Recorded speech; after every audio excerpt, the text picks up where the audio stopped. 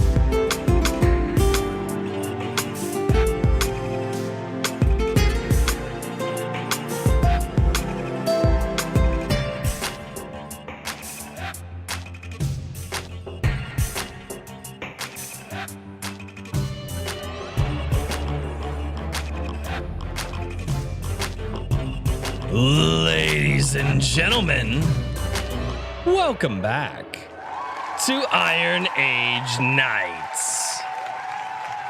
What's going on, everybody?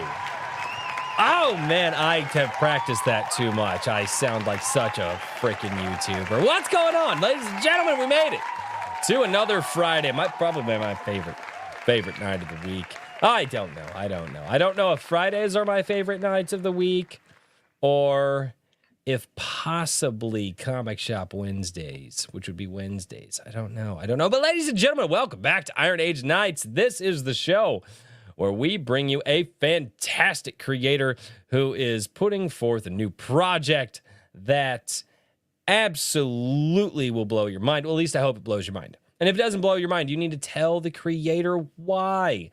Because that creator, at least the creators in our space, actually care and want to become better. So, for everybody out there, good.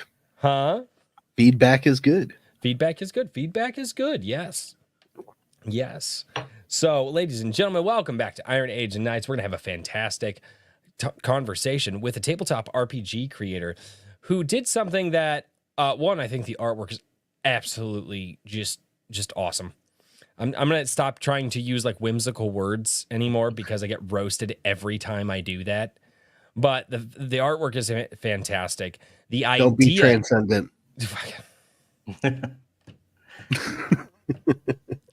Try to use an above average language. And hey, look at that beer.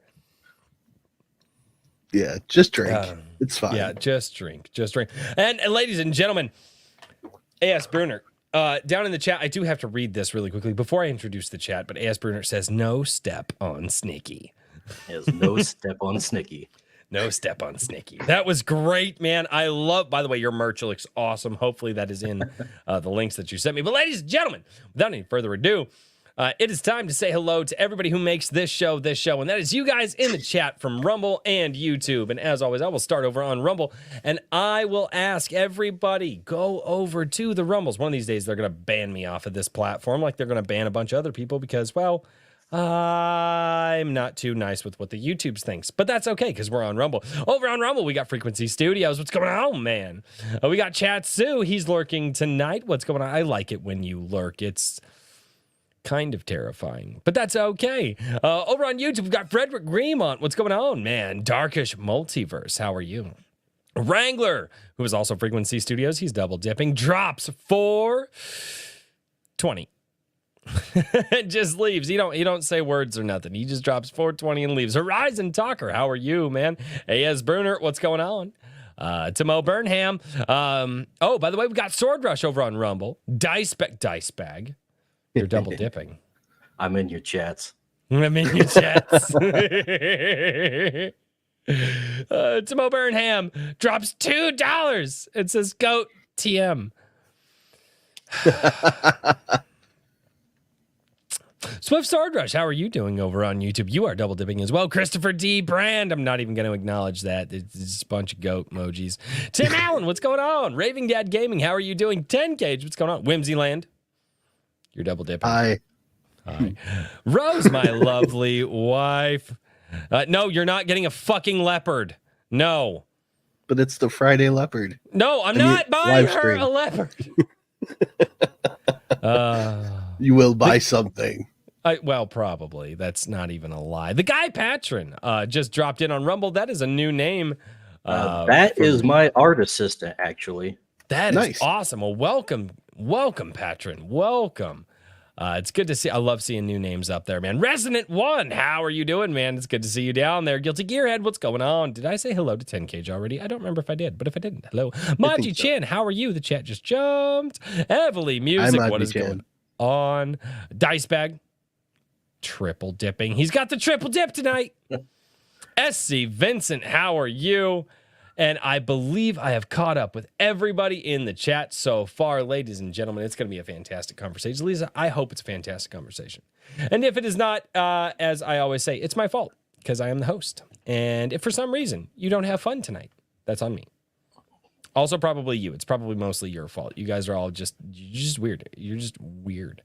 So, not a great way to start the show, Royce. It's fine. It's fine. Okay. They know they're weird. Are you kidding me? Resonant One, no, I'm not buying my wife a leopard. The amount, there's just going to be a whole roster of pharma. All right, guys, I guess before I continue any further, I need to do something that I absolutely suck at doing. And I'm going to do a couple of things here. One, I'm going to say, if you are not a part of my Gilded Community, I want to invite you to become a part of the Gilded Community, because that is where the artists, the writers, the meme lords are all converging, and they're actually talking with each other. And I have actually heard from quite a few people that, one, they enjoy being over in the Gilded, and two, the networking over there for projects is unreal. It is absolutely unreal. So go over there and check out the Gilded. You can join for free. I don't have it behind a paywall. I would say this, though. You probably want to answer the question. Because if you don't answer the question, I don't let you in. The other thing that I do want to shill, and this is really hard. I feel like Daniel right now. Oh, it's weird. The other thing I would like to shill, it does feel weird. I do have a Teespring store with the very first merch that I have ever put together. I'm not saying it's the best merch in the world, but it is my merch. It is my first merch, and I do intend to put out more.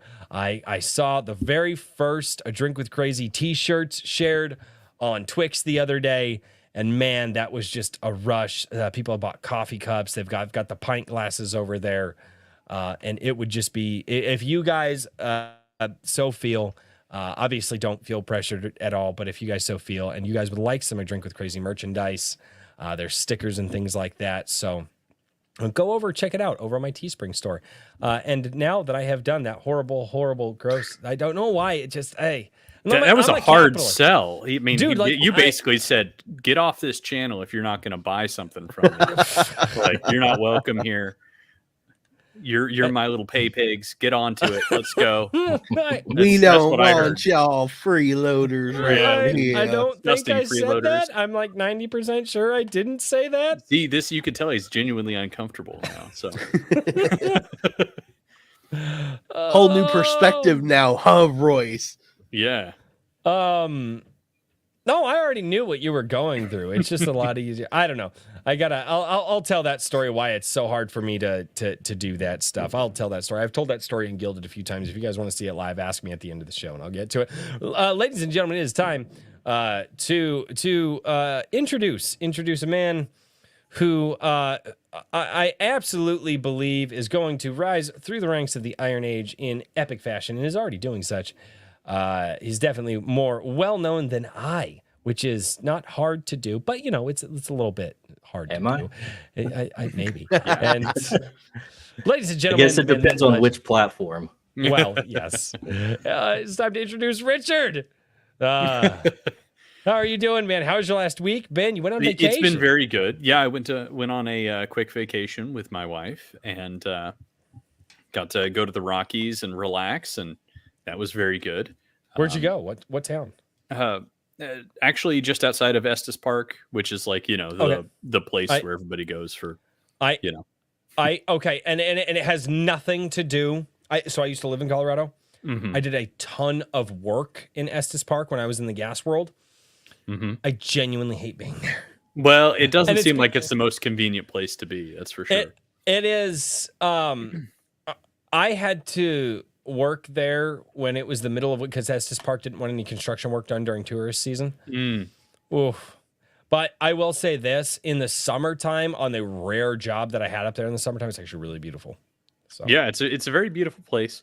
And we went into the park for some hiking and just sightseeing and everything else. We didn't go too crazy because we we're basically from sea level, so that was a bit much.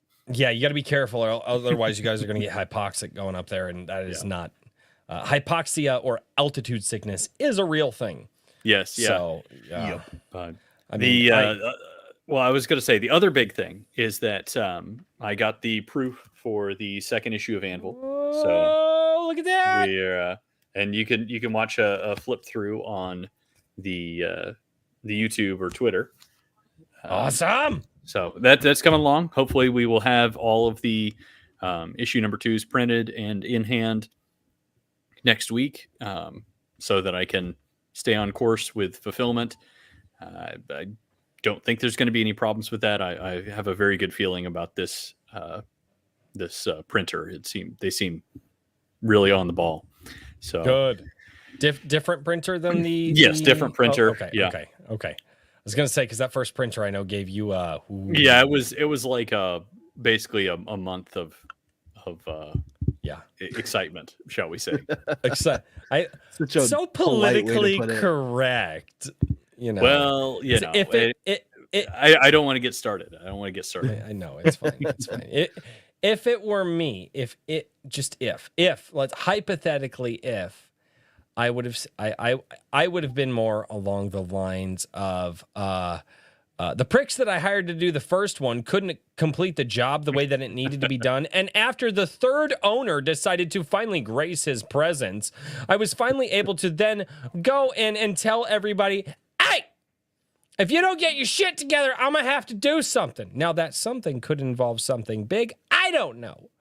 But that's how I would have described that. Richard's so politically correct, good sir. I love it. And that's why I have Daniel and Richard. They tone me down a lot. Yeah, but issue number 2 is coming right along. You could still get it. If you go to amplemagazine.com, you can still get to the Indiegogo campaign, which is still up. So yeah. If you missed out, there's a little bit longer. And then after that, I'm not sure when I'm going to figure out how to do direct sales, but it's coming along. Also, because I just remembered on ironage.media, if you want to vote on the August short story and flash fiction and poetry prompts, the voting is going on now and continues through Wednesday. So go support your Iron Age authors and the folks who are trying to, build an audience and hone their skills.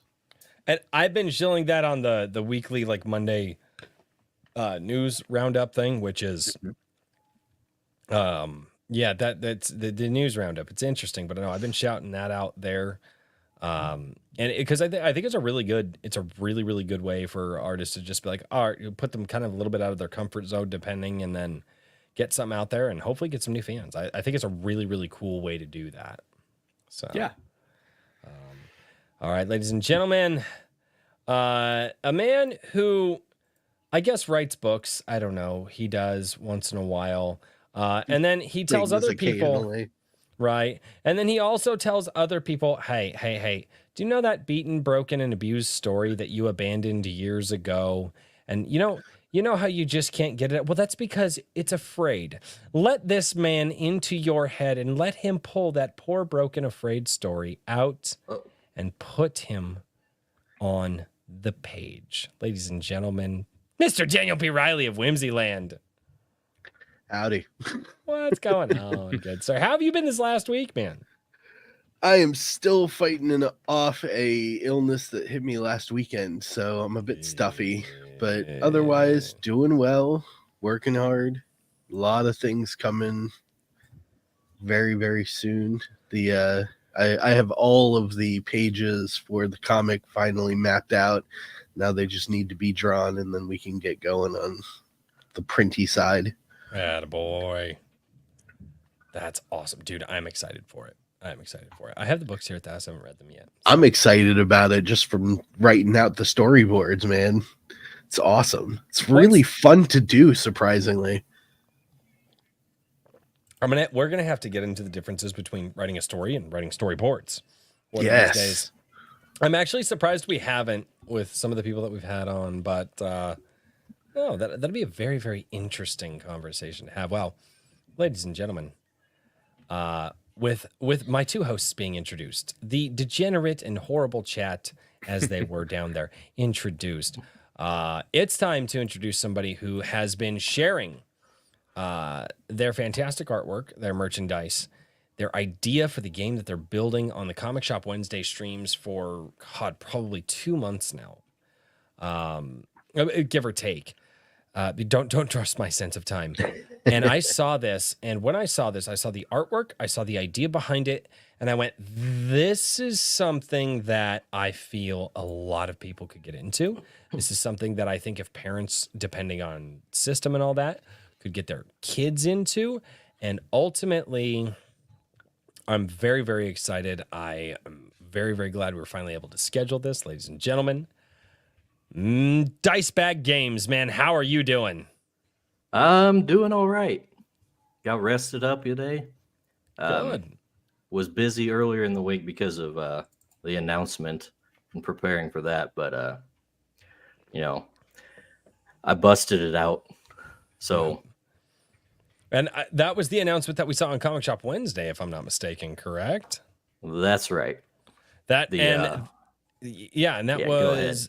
No. What? And that was. I actually scroll and pull it up, but I'd love to scroll and pull it up, which I'm doing right now. It's just going to take me a minute.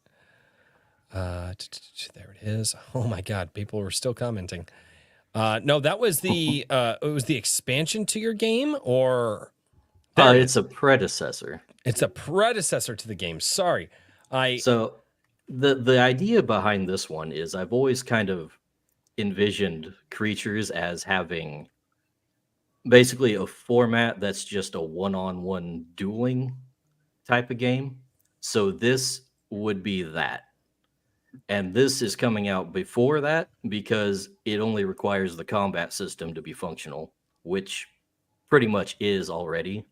So I just have to deal with putting things into the right formats and getting it printed and doing some game balance. And I don't really have to worry too much about all the lore and the setting and all that and writing all that up, which is going to be an important part of putting out the actual tabletop RPG. So this is going to be a lot faster to just put out there.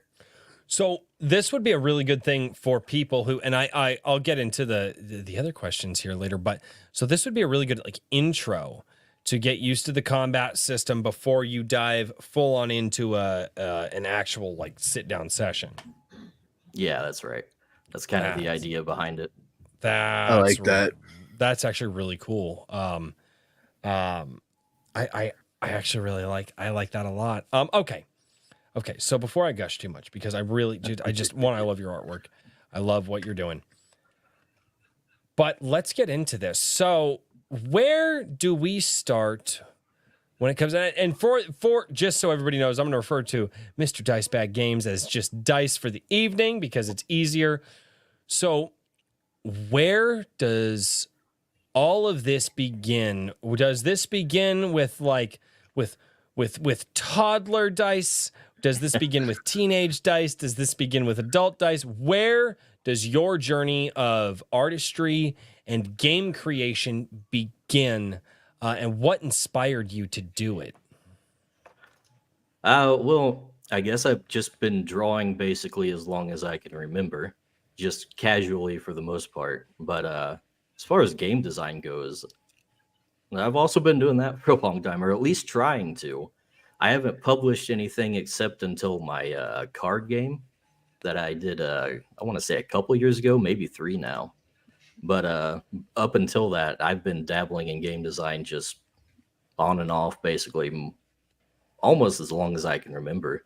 I think the earliest memory I have is being annoyed that I couldn't play the computer because my dad was using it, and I wanted to play Diablo. So I went up to my room and tried to figure out how to make some rules to play Diablo with my Legos. That's cool. That's where it started, I guess. Then, of course, eventually I got, Baldur's Gate 2, and if you haven't seen that, the book is thick. The instruction manual is practically like a D&D source book on its own. And from there, I was like, I just I dug into that so hard, and basically I practically learned how to play D&D from that. And that was back in the days of freaking Thaco, which they explained in the book. So it is old school for sure. Oh, very. Well, it was too old for me. Just make me feel older. Are you millennial or are you Gen Z, or are you in that the middle generation that was technically in between millennial and Gen Z? I'm millennial. Oh, okay. So I actually don't remember how old I was, but I kept going back between a lot of those older games anyways. Yeah, no, and I missed a lot of that. Because we didn't have the ability to get a lot of those older systems, and I had a Dreamcast when I was a kid. And it was a used one. And I loved my Dreamcast. I didn't have the best titles because I just whatever used games, floated my boat. The first, I think, big game that I remember getting, my dad bought me an Xbox for Christmas when I was 13, or it was 13 or something like that. And he bought Halo 2 because he asked my brother, hey, what's the biggest, hottest game that's out? And my brother was like, Halo 2. And it was at the time. And so that's really, outside of that, it was always trying to play my brother's system because I'm the baby of the family, right? My brothers were teenagers when I was a kid. And so it was always me trying to play their games. I remember my oldest brother, or not my oldest brother, I'm sorry, my older brother, who was more into games. I remember him having the Devil May Cry demo, the Devil May Cry 1 demo, not even the full game. I remember him playing Ultima Online a lot when my brother, and he was actually really good at it too. I watched some guy come up to and try to challenge my brother. My brother hit 3 buttons and dropped him, and the guy was a high level, and my brother was like, "Yeah, I'm basically a badass in this server." I used to watch random people come up and say that, they were in the Ultima Online, they'd say, "Hail Sir Ganks" a lot, because that was my brother's title, and he would just drop it. But yeah, some old school stuff. But I never actually engaged with it because I was too young. You know? Hell, I remember trying to play Ultima Online as my dad had an account, and I was way too young for it. I think my most my strongest memory from that was that one of my dad's friends at work was way into it, and he had a high level character, and he gave me some of the highest level armor in the game. So I had that, and I went into a dungeon, and I died. And back then MMOs were cutthroat. So it was start all over. While my dead body was laying on the ground, people could just take your stuff. So I lost all the high level armor that my first time trying to get out there. Yep. I had no idea what I was doing. I remember watching my brother play, and he goes, "Man, this is a really nice house." And I was like, "What?" So he goes in and he just waits there. Some dude comes in, my brother drops him, and then proceeds to steal the guy's house. And then and then my brother, he's like, "Yeah, this is my house." And I'm like, "What if somebody tries to come steal your house?" He's like, they won't. And I'm like, what? But like, yeah, old school games like that, like there were no protections. It was like whatever you wanted to do, you could do. And like I remember just thinking like, oh my God, like that would be so cool to play a game like that. And I really didn't cut my teeth in gaming. I hardly ever. Like I there were games that I liked, and especially tabletop. Like I don't think I had even heard of Dungeons and Dragons until I was in high school. And then when I did, it was especially when I was in high school, that was still something you could be made fun of for doing. So only like it was a little bit more open. Like you could be a little bit more open about it. But I had never done any sort of tabletop up until the last year.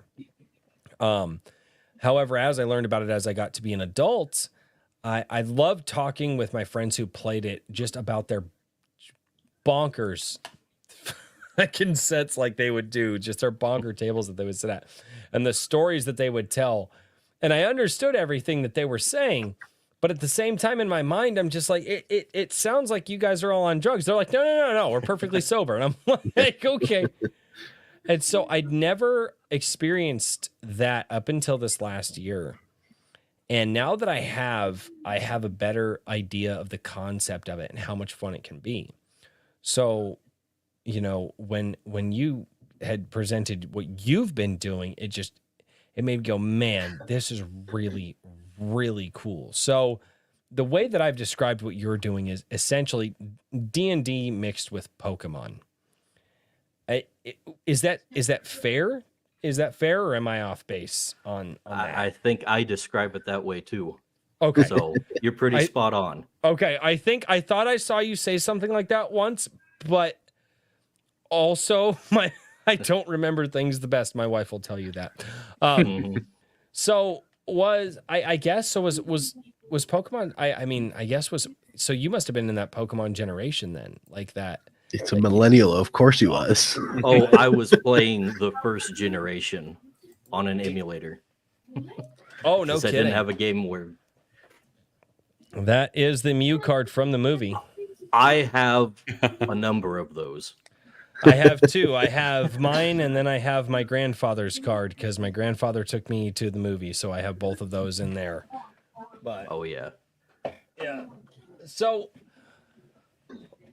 what was it that inspired you to get into? Obviously, you said you wanted to do Diablo, but with Legos. How does that develop further? Where do you go? Where do you go from there? Oh, that's I don't know if I have enough of a full memory of that time to really describe it, but I guess it's just the creative drive. And once I figured out that, you know, games are made by people and they have rules and I can make up rules, it just kind of, you know, went from there. And of course, you know, learning all the mechanics from the Baldur's Gate book, that kind of opened my eyes to how everything works under the hood, so to speak. And well, I guess it just kind of went from there. And I've been dabbling in stuff like that for a long time. I never really got this far with it until recently, though. So not sure where I go from here, kind of. Right. Well, I have a question about the current project, if you will. So what? Yeah. For anybody who's not familiar, you know, what's the status there, and where can people go to check this out? And you know, what's the? I basically just give us the pitch on that, if you don't mind. Give us the pitch. Okay. Creatures spelled with a Y, because this is a portmanteau of crystal creatures, by the way. Mm-hmm. That's why the Y. Just to get that out there. This is basically a fusion of D&D and Pokemon, where you're doing the Pokemon thing, but in this Western fantasy traditional type of world. And yeah, if you go to the World Anvil page, and I see you're on my page, it's in the link tree there. Oh, yeah. Oh, I'm already working on it. I've been pulling up stuff. There we go. There we go. So that is you can basically find most of the stuff I've done on there. I pretty much just anything I get written up, I slap it on there at the quickest opportunity, and there it is.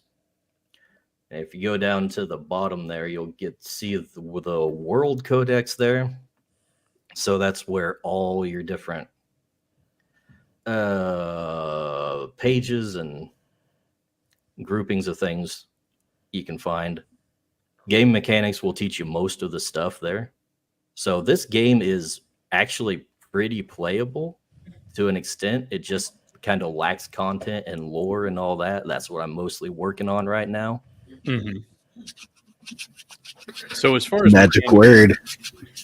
So as far as mechanics go, what is the you said that obviously Pokemon is a major influence here. Is it very much like the kind of tabletop card game style Pokemon, or are we more in the kind of like a familiar? You know what I mean? Familiar? Well, like with D&D and some of these other more pen and paper RPGs where you have a familiar and they're acting more as like another party member. You know what I'm saying?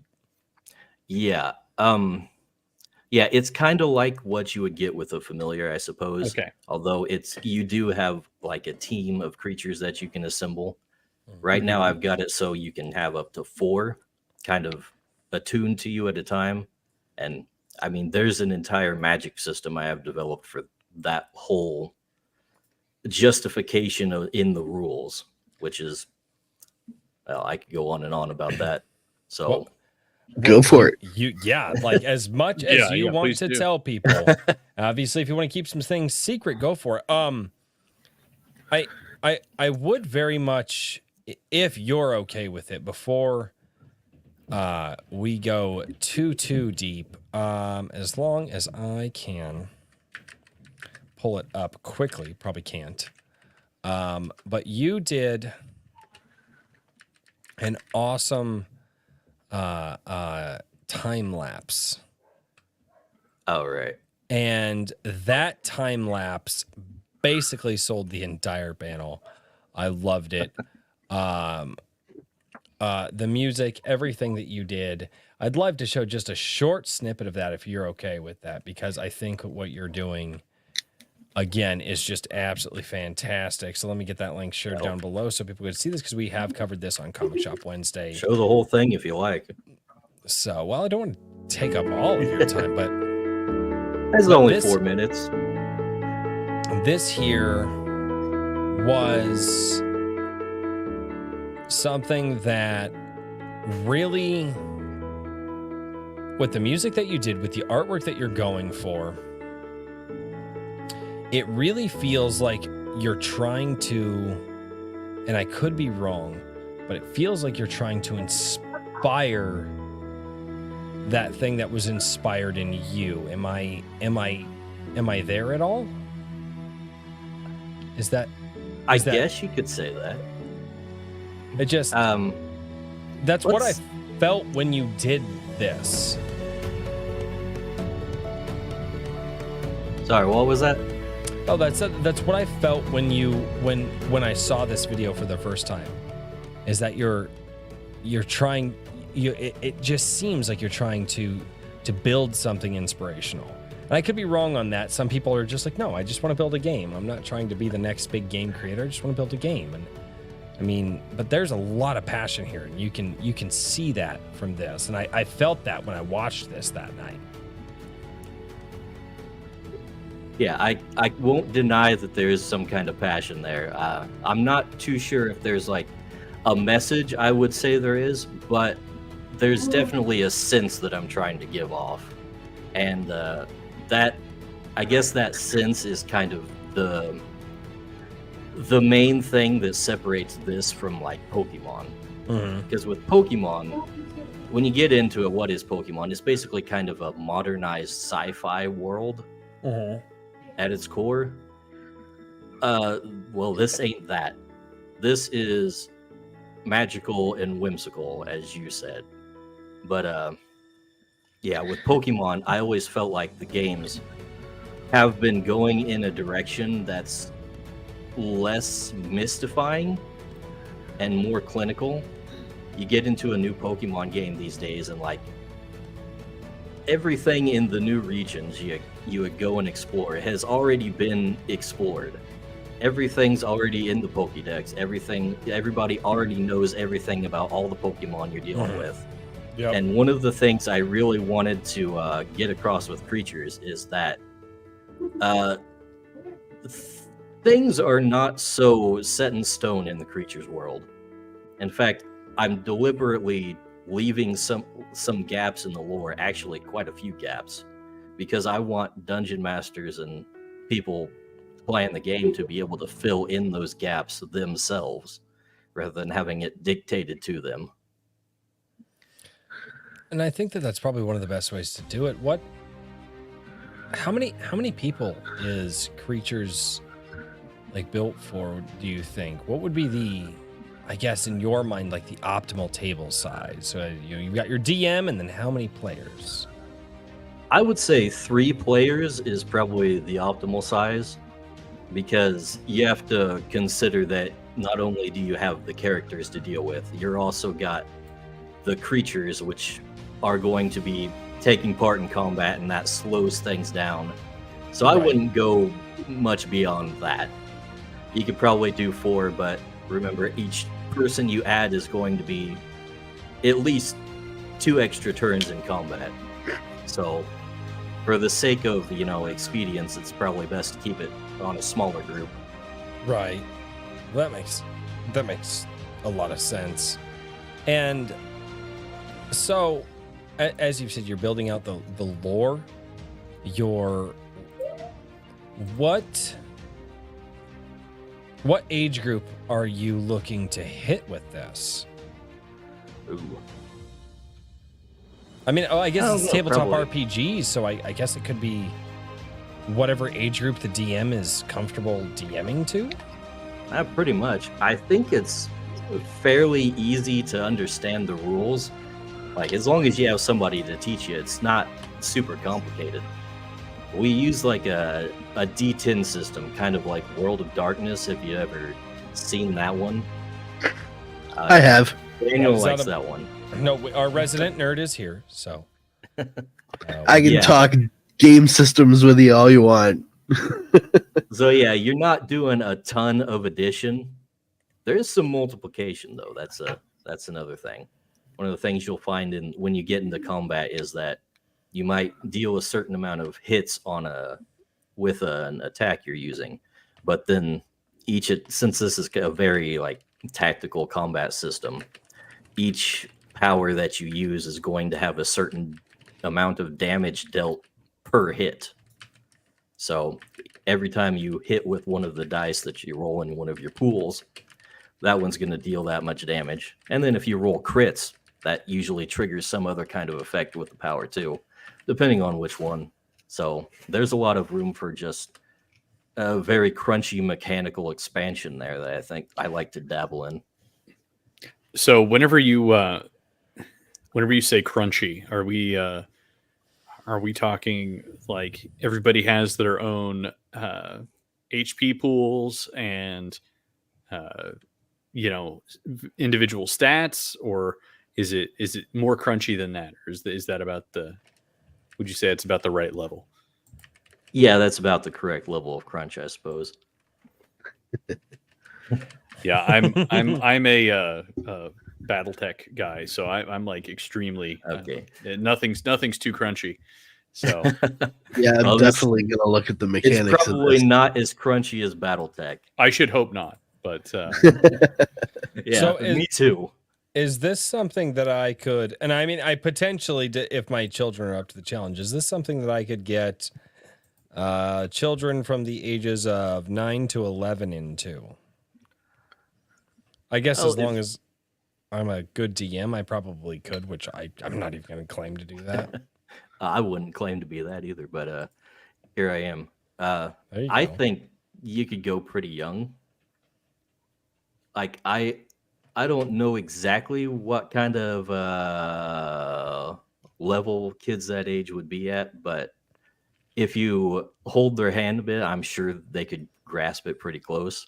I mean, most tabletop RPGs are basically just your players say they do a thing, and then the DM tells them what to roll, anyways. Mm-hmm. Right. So on the combat and tactical side, that might be a challenge, but you can scale the difficulty to it yourself. Right. Well, and that would be the thing too. Is something I had not experienced literally until this last year was actually sitting down and doing any sort of tabletop. And I mean, if you guys watch the channel, you know I do the tabletop with Black Knight. We do our Star Shatter tabletop, and I'm very, very, very excited for what we'll be doing tomorrow night. Trying not to shill too much because this is your time, but I've been really enjoying it, and it's really, really different because when people are like, the whole game is in your mind. Now, I have the different experience that I've never done it before, and now I'm actually producing a YouTube channel show for this. And so I have to kind of pay attention to different functions while the game is going on. But the ability to produce a story like that in your mind and to see the things in your mind based off of the DM's description and the interactions that you can build. And when people are like, no, tabletop is all in your head. It's all up here. It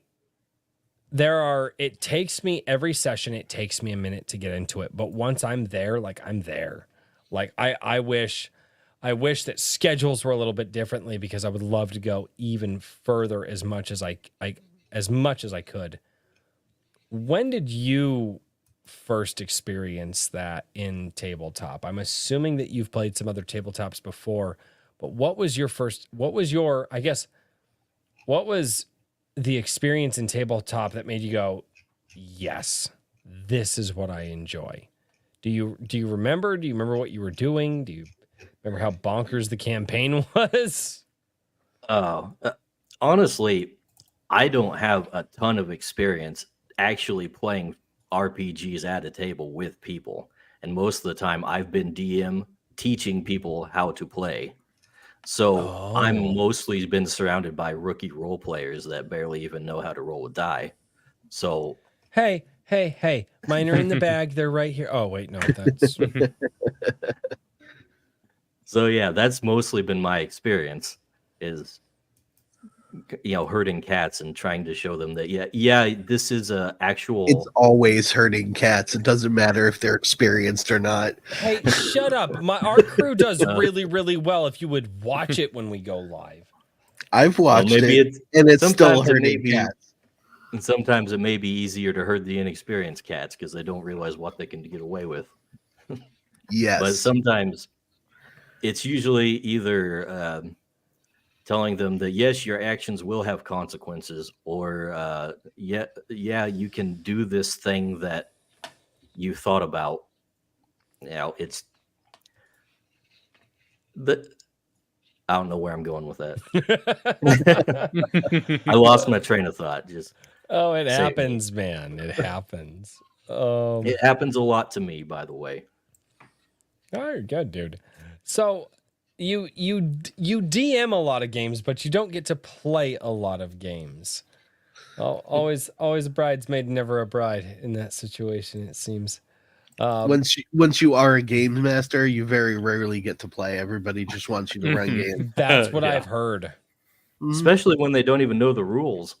Yep.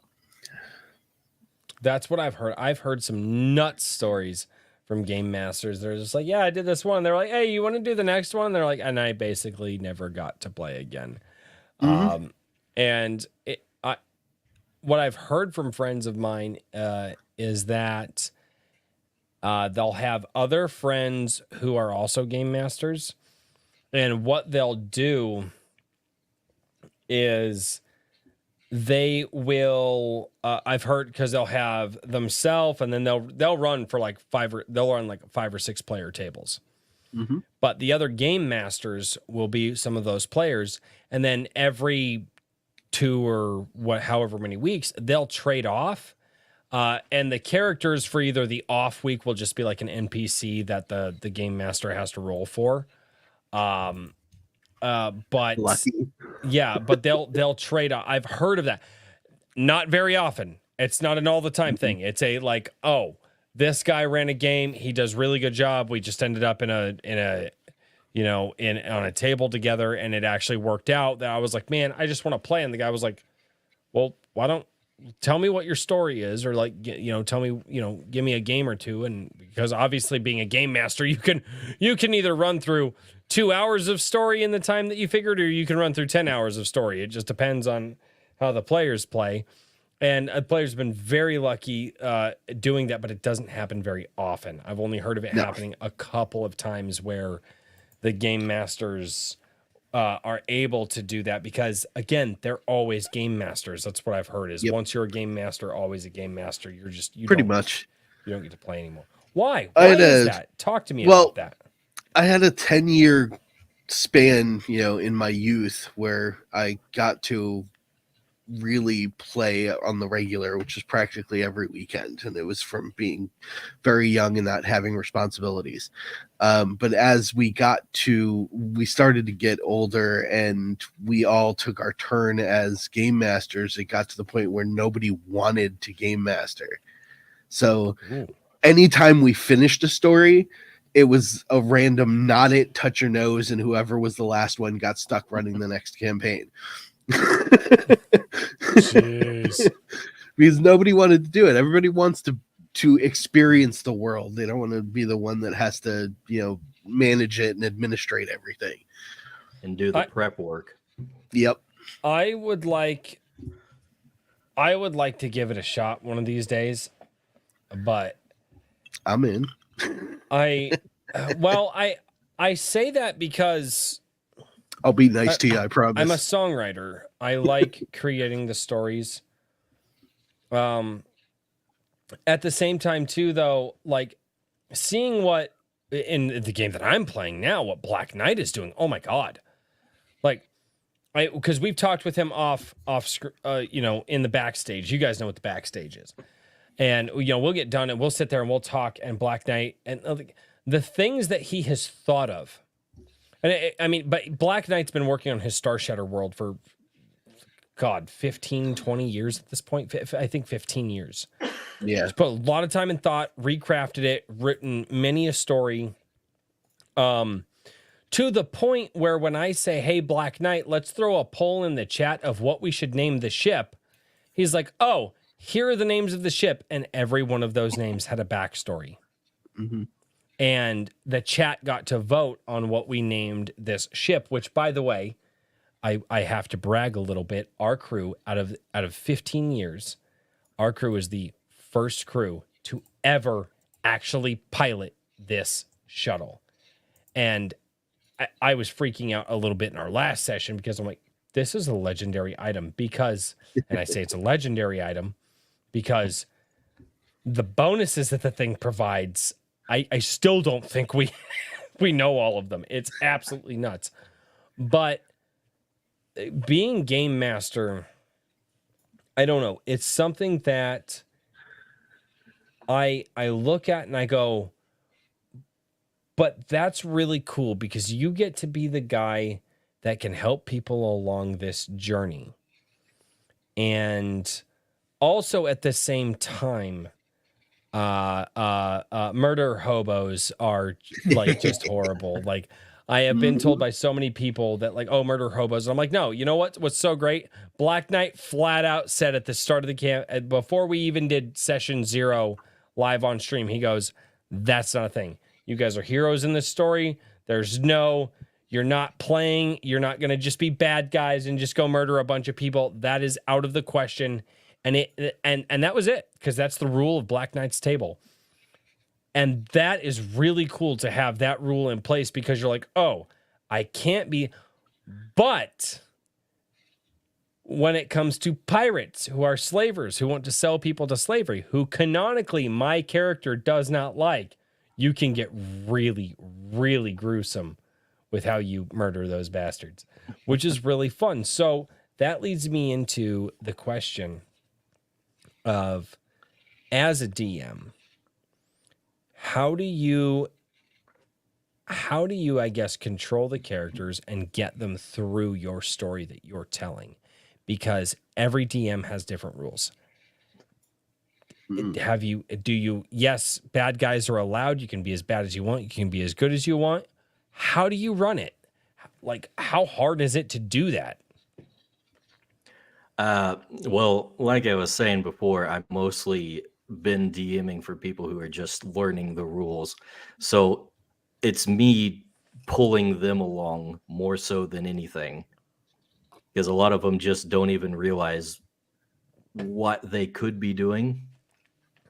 And also, I'm not super experienced as a DM, so I try not to lead them in directions that I can't handle. So my adventures tended to be very simple, and also with creatures as the system, don't have a lot of content to pull from. So when I have to make stuff up on the fly, I can't just crack open the monster manual and all that and just pull out a random encounter. Okay, I just thought of something. I'm going to hot potato this in Richard's lap. Richard, you don't have to do this. But like, as a way to maybe help a tabletop RPG creator, that could be an interesting prompt. And you could put it out there like, hey, here's the world. Write a lore. But I don't know how all that works. It'd be like, you are literally just offering this up as a fun, interesting story for a tabletop RPG creator to use in their world. But I don't understand how all that works. Well, I've thought about doing things like one-page RPGs with Anvil or something. Right. Those are, to be frank, I know about them conceptually, and I've looked at them, and I'm like, oh, that sounds cool. You know what I mean? But I haven't played very many, so I don't know. You know what I mean? It's kind of one of those things where I think we'll do it eventually, but I kind of want to wait until I have a better grasp on the situation. Right. But, I think that they're, not to hint at anything too much, but I'm hoping that in 2024, we're going to have some more, like longer term projects and challenges and places for people to, try and highlight their abilities rather than just doing the weekly short story. Because, I mean, part of the purpose with the short story prompts is you've got 2 weeks, you got to turn it around. You know what I mean? Like, let's get it done kind of thing. And, I mean, Dicebag even... it's not easy. Yeah, I mean, and he even sent in I mean, mind you, it was already kind of in line with one of his characters, but, he submitted a image prompt, and I appreciate that. And I want to try and engage with people more, but yeah, there's so many creatives out there that are doing things that don't fit into that kind of rapid fire succession. So it might be, like a monthly type thing or whatever else. But yeah, there's a lot of room for all sorts of fun stuff, to be done. All right. So, oh boy, can you just not? Well, no. He's got that gleam in his eye. He's winding up. Okay. So I had this thought. What if a tabletop creator made a prompt for you? So you didn't have to make the prompt. All you had to do was post it. And the tabletop creator could give the setting and say, as a tabletop creator, I'm looking to fill out this town in my world. And here is the setting. The characters walk up to this town and they give a brief description. And then you basically have people who have to rapid fire create characters or conversations or places, right, in that town. And then obviously, and then the tabletop creator can, announce a winner and something. But that could be a really cool way for the community to get involved.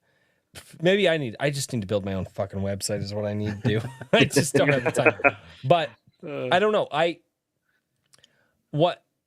like the community involvement with a lot of stuff like this because tabletop feels inherently community driven to me. Yes. Agreed. And from what I'm to understand from the GMs that I've talked to, the best instances that they've had is when they actually took inspiration from NPCs from like their players. Where they're like, what if we had an NPC like this? What if we had an NPC like that? What if the town was like this? And the GMs are like, and they were able to craft their world from that. Like that always seems to be just a really fun concept to me. I have definitely been thinking a lot about trying to engage people more with the storytelling side of creatures recently, but I'm not exactly sure how to do that. Like I'm a massive introvert, so social media and all that ain't my forte all the time. So if just as a general call out, if people in the audience or you guys here want to get involved in this in some way, I am open, wide open to ideas, and I want to see people's characters, what kind of creatures they want to pick up, adventures that they might send people on. That's what I want to see out of people. I want to build that community, even if it's not directly playing the game right now. All right, so, and you can't tell my daughter this because my daughter will murder me. But it's creatures, and there's a lot pulling from my personal life, a lot of significance here. But a wolf who does well in the shadows, but when it's in the moonlight, and there's a very specific reason I say that. My wife, my nickname for her, my pet name for her, because everybody has cute little pet names. My pet name for my wife is I've always called her my moonlight, because in my darkest moment, she lights up the darkest places of my life. So for me, it would be a wolf who could lurk around the shadows, but when touched by the moonlight, gains abilities more than what he had. Because that's how that's a creature in my mind, in your world, that like I think could be a thing. I could also be wrong, because like the wolf could also step on Snicky, and you're not supposed to step on Snicky. You don't step on Snicky because it's poisonous, by the way. I know. I am aware. Oh no, I saw you say that. I love it. It sounds like you're describing a celestial creature. Possibly. I don't know. I don't know your world, good sir. Describe. Yeah. So in the conversion between Pokemon and creatures, we had to do some rejiggering of the types because some of them don't always make sense. One of those being the addition of the celestial type. And this is very themed after like the stars and the heavenly bodies and things along those lines, and also just like general heavenly things, that kind of theming. Right. So these guys are all about, star beams and whatnot. They got halos, stuff like that. Actually, in that piece that you showed, the time lapse, that is a celestial creature. Okay. So that's one of the things we got. We also got some things from pulled almost straight from like D&D. We got construct creatures for one. So those are synthetic. You can actually build them when I actually get to making those rules. And we also have aberrant creatures. So like the weirdo beholders and stuff like that. We've got creatures that are modeled after those. And I think that's all I changed off the top of my head. Of course, we reflavored psychic to psionic, just because. And everything else is pretty much similar. Oh yeah, undead. Undead is a type. Because what's a ghost? They got so many ghost Pokemon in Pokemon, and it's like half of these are corporeal. So right. we just go with undead. We take dark, we take ghost, we smash them together, we got undead. There you go. So yeah, lots of streamlining there. But yeah, go excuse ahead. me. You got some? Yeah. Wow. Oh, I'm gonna kill the flies. I can't wait till wintertime and the flies all die. I'm so sick of the flies. So with this, let's see here. You had your, I was gonna say with the World Anvil that you had up. Now that obviously has, is that a fairly complete look at your creatures that are like, basically what I'm saying is, do you feel like that's a good starting amount where you're at, or are you still adding more, or what stage are you in that regard? Oh, I've got a lot more to add. Okay. But yeah, there's a ton. Like the lore and the world building is like where most of my effort is going to be going from here on out. I got to make descriptions of the creatures, and I got to make some towns for that first area. One of the things I want to do with the first initial releases is to have like a setting guide that just lays out like a main town and like the outlying villages, and then the areas beyond that with a bunch of NPCs you can interact with, all the creatures and where they nest. And then some antagonist factions that you might run into. So your Team Rockets and whatnot. Interesting. So is this in terms of style and theme, is this a very kid-friendly kind of world, or is it more of a like are there more dark forces at work and more what's kind of the targeted age, shall we say? It's meant to be kid-friendly, yeah. You can definitely take it more serious. Like I would say that it's kid-friendly but high stakes. So if you go into the wild, there's a good chance you're going to get eaten by creatures if you don't know what you're doing. So it's a dangerous world is what we're going for, and that's something I want to drive home. So these things are not friendly to you if you just go out in the woods and start playing with them. Gotcha. So, I mean, okay, here's a question. Does everybody just faint and go back to the creature center, or can players actually lose their little various creature friends? Oh, now we're getting into the real questions. Yep. This touches on all the problems with the Pokemon world, actually. But yeah, if you take a look at the Pokemon world from the perspective of trying to make a tabletop RPG, it doesn't make a lot of sense. So that's a lot of stuff I had to rework. One of those things is taking basically the entire system of catching and commanding the creatures and removing the whole sci-fi stuff, ripping that right out and imposing fantasy onto that. So that's where the magic system of conjuring has come in. And that's where a lot of those answers are had. So no, you won't go back to the Pokemon Center or whatever. What you do, oh man. Now we get into the deep lore.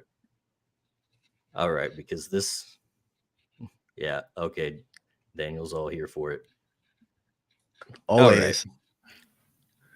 So when we're dealing with this, we have to take out Pokeballs for one thing. We replace the Pokeballs with binding crystals, which are a magic item, obviously. Now, when you use a binding crystal to bind the creature, what happens is that it basically takes its corporeal form and sucks it up into the crystal, while the spirit of the creature goes into what's called the conjurer's astral pocket. So the astral pocket is basically a little pocket plane on the astral plane that each conjurer carves out for themselves. So each conjurer has to learn to become lucid dreamers, because in the dream world, that's where you carve out this whole astral pocket, and you can go there to train and deal with your creatures on your terms there. So if your creatures get knocked out, they get reduced to 0 hit points. They suck back up into the crystal, return to your astral pocket. From there, you can then use meditation to enter your astral pocket while you're awake. And from there, you'll be able to heal them through magical means and basically refill their hit points. So you won't be losing creatures if they die. But there is another system in place that they will get mad at you if you just let them die constantly. So they're not just brainless pets. You're going to have to treat them well.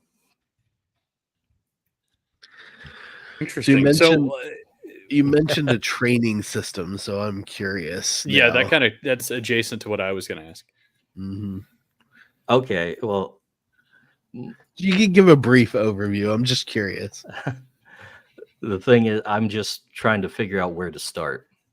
So most of the, pretty much all of the advancement in creatures is done with, not through gaining levels, but rather than spending experience to buy abilities.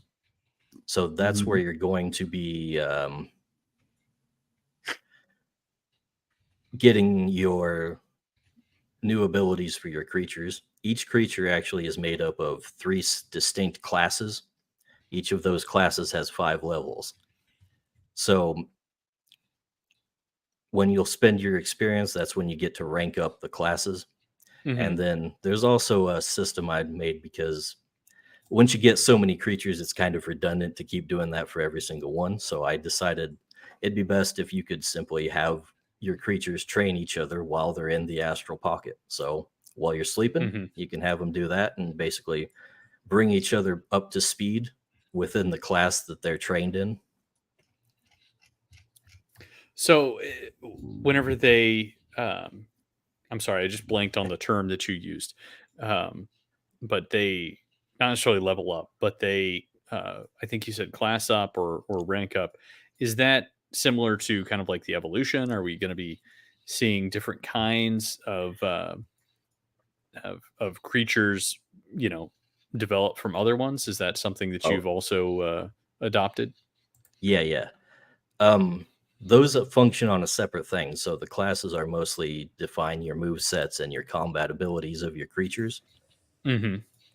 There'll also be the ability to, evolve your creatures like Pokemon. We call it metamorphosis. And this will be done through consumption of resources. So, okay, here we're getting into some more conversions from Pokemon to creatures. One of the things I had to deal with is the mechanic of how you can't catch a Pokemon after it's been reduced to 0 hit points. Yeah, we all know that doesn't make any sense. But it's a good game mechanic, because it forces you to you can't just knock it out and then take it home with you. It'd be too easy. But I wanted to keep that in the game. And it wouldn't make sense if you just, in a TTRPG, you could just drag it home with you after you knock it out. So I've gone and made another rule change with the way the world works. So creatures are very highly unstable. So when they're reduced to 0 hit points, they basically dissolve into goo. And this stuff can be used to... like smoothie type goo, or like... well, it kind of... Wait, are you about to say that if you kill a creature, you can feed the goo to other creatures? You're like it's like a Slurpee? Yes. Yeah, okay. So creatures dissolve into essence, and each of the... harvesting the essence is how you these are the resources you use for morphing your creatures, and also for creating magic items. Because one of the things I wanted to make sure is that the focus of like the abilities and the actual magic in the world is focused on the creatures themselves. And so I kind of had to nerf things from like the typical idea of like a wizard throwing fireballs around, right? So all the magic that humans are able to do is basically done through magic items of some kind or another. So interesting. Where was I going with this initially? I don't know. Dude. I was talking about I'm still on feeding creature goo to other creatures. It all started with Richard being curious about evolutions. Right. The metamorphosis. Well, I guess I answered that question, didn't I? Yeah. So yeah. Harvesting essence from other creatures is how you morph. I like that euphemism, harvesting essence. Yeah, it's, harvesting that's some PETA approved terminology there. You just it's not you don't shove your green Bambi into the blender and make a wheatgrass shot. You do. You harvest their essence. But oh god! Now, if you trim their fur, that can give you essence too. So it's not necessarily just smashing them up or killing them. Okay. So if you've got, if you've got guys with you, we're still in the realm of PETA conflict, though. Yeah. Yeah. Well, they're just never happy. Yeah. Essence from dead creatures is mostly what you're going to be getting when you fight them out in the wild, which is a pretty common occurrence. That I like. But if you want to shave your creature, you can. Okay, so if anybody played Pokemon Go, that's a totally different direction. If anybody played Pokemon Go, you guys know you take your Pokemon and you sacrifice them into candies. And when you sacrifice them into candies, that's true. I forgot you could do that. And then you feed the candies to a Pokemon to evolve it and get it up to a certain level. Like it's there. I love this though because it makes sense. It's like one of the biggest obstacles I've had to deal with is trying to make sense of the Pokemon mechanics without breaking the world building, because Pokemon is made to be a video game. The world is made to be a video game. And you can't just break the rules in a video game. You can't just go and say, oh yeah, I'm going to take all 100 of my Pokemon and stuff them in a bag and take them on the adventure with me. They don't let you do it. But you could do that if it was a tabletop RPG. So that's a big thing I had to deal with. Which, by the way, you had a dimensional pocket. The astral pocket, exactly. And attunement.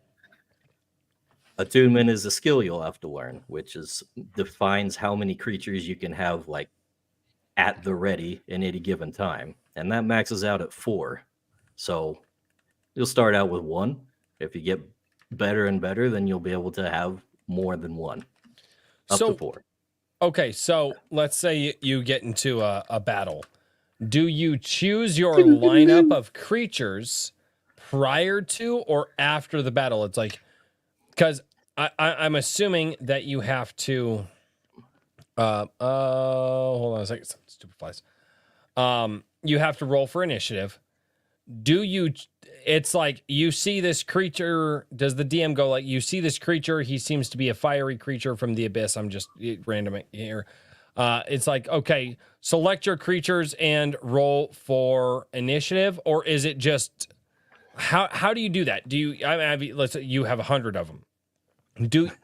When do you select your creatures for the battle? Do you select the same creatures all the time? Are you locked in? Like how does that all work? Like you got the astral pocket. Do you literally just, depending on the battle, pick who you want to? No, we're limited in more than that. That would be kind of crazy, honestly. But that's because I have the question, and it's a legit question. That's not me being a host. That's me going, okay, my brain can't compute this certain thing. So how is it that you choose your creatures per battle or in battle, or swap them out, or how is that? How does all of that work? All right. So the main thing is when you select your team, basically, we're going with like the D&D memorization of spells kind of route. So this is going to be Gotcha. like on a per day basis. You'll have to clear your mind with a rest before you can change your team. So whatever you start with, Meditation. right? Whatever you decide you're going to attune at the beginning of the day, and when you wake up, that's going to be what you're stuck with for a while. Yeah. And then when you get into a battle, you'll have to physically summon them. And having one, I've decided, is fine. No resources expended. When you start to add in like additional creatures being summoned at the same time, I'm adding in penalties and resource usage of resources. So we have mana and stamina as your main resources. And of course, if you have one creature out, you try to summon a second one, that's going to cost you a mana. And mana is not super plentiful, so you got to be judicial with it. Ooh, that's interesting. Okay. Why? Okay, so fairly resource heavy.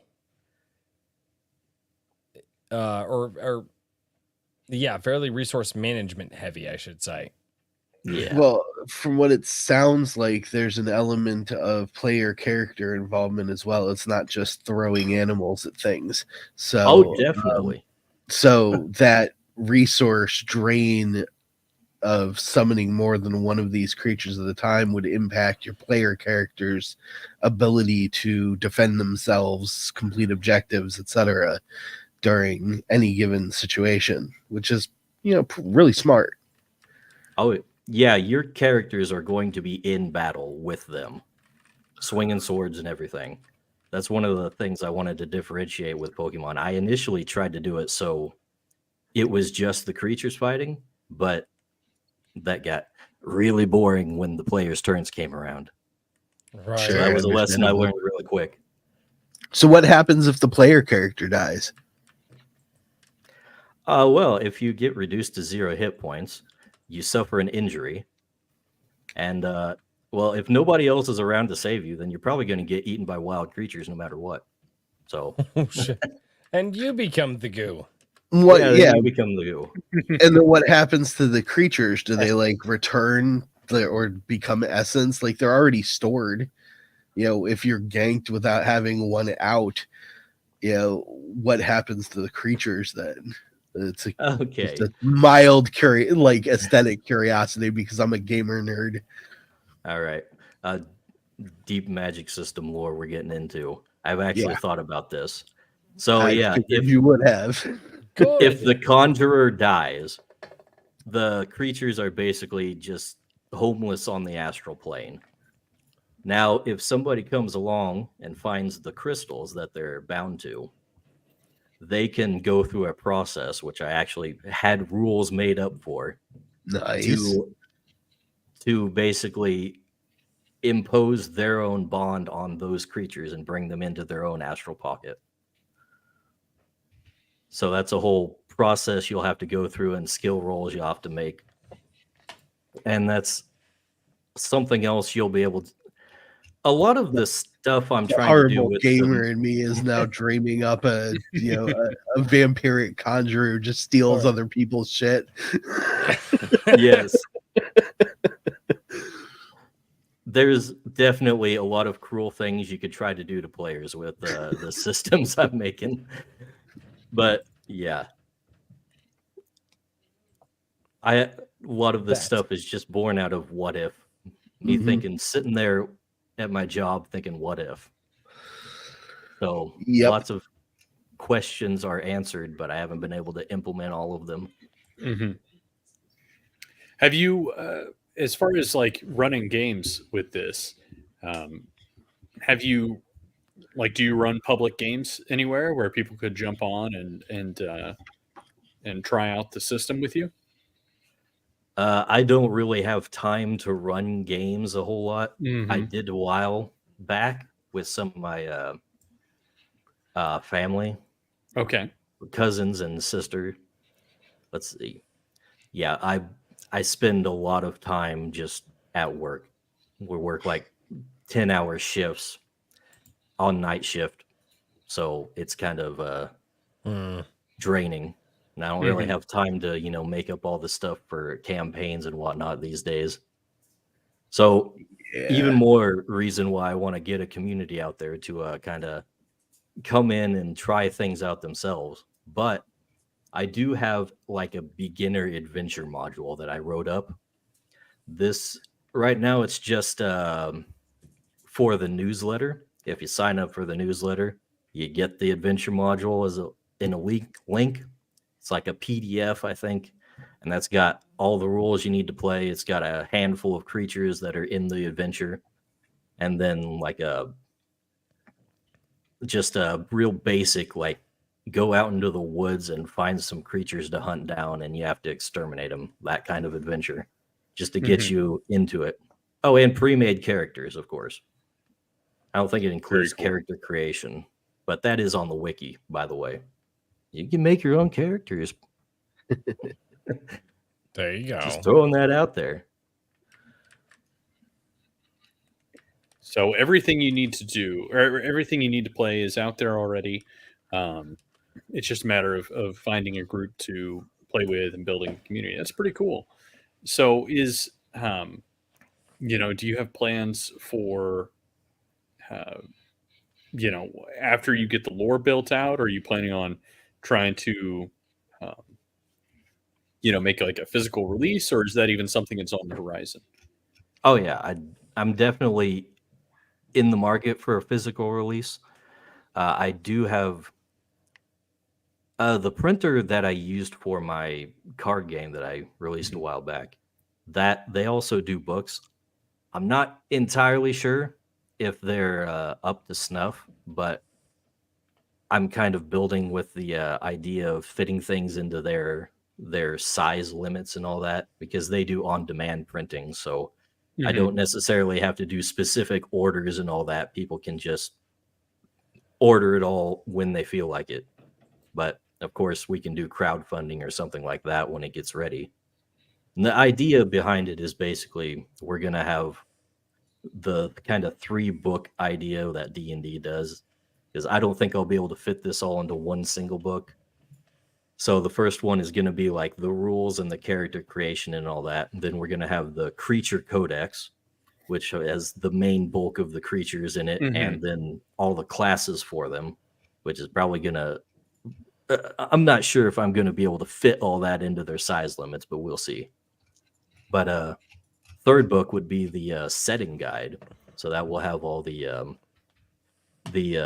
settlements and the characters that you'll run into and the enemies, and also mythic creatures, which is kind of a big thing in this setting. So I want the wolf I described earlier to be a mythic creature, whatever that is. To be awesome. This entire thing has just been a ploy for Royce to get his custom creature added to the game. He just wants a white wolf. All right, so my told you third party content.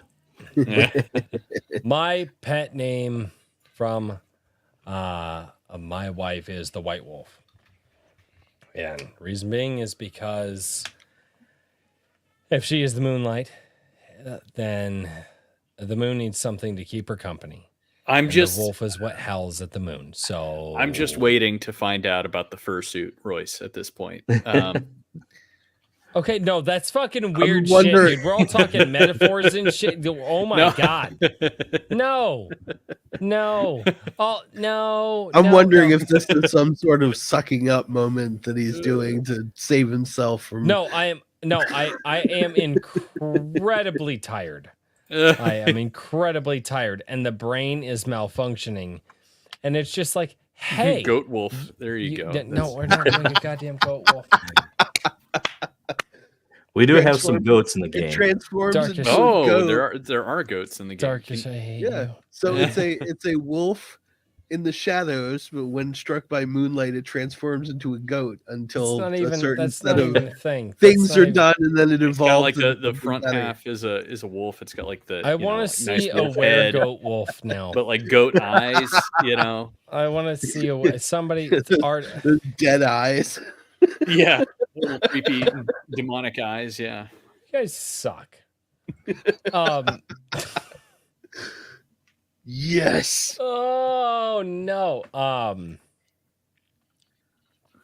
I see Raving Dad Gaming is asking, do you automatically start with a creature? Do you have to go out and catch one? It's kind of assumed that you're starting out with your first creature, but I mean, you can kind of start it out as you feel like it. It's very customizable. Whatever you want to do. Nobody's telling you have to meet in the inn or something. Although that is the most common practice. No, as long as it's not an electric guinea pig, we're all good. Sir. We have electric jackalopes. That'll jackalopes. do. There you go. No, RH, no goat wolf. Oh God. Goat leopard wolf. No, God damn.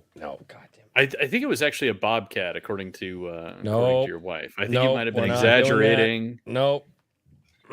I'm just referencing the rant. We got to come up with some sort of cool name for it. I hate you like all. I hate Gleo. you all.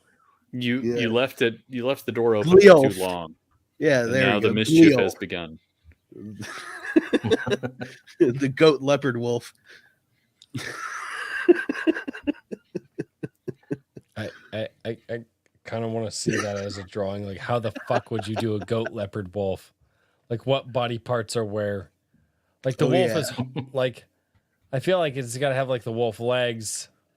It has to have like the goat chest because ghosts are hardy. Wolf tail, leopard body, goat head.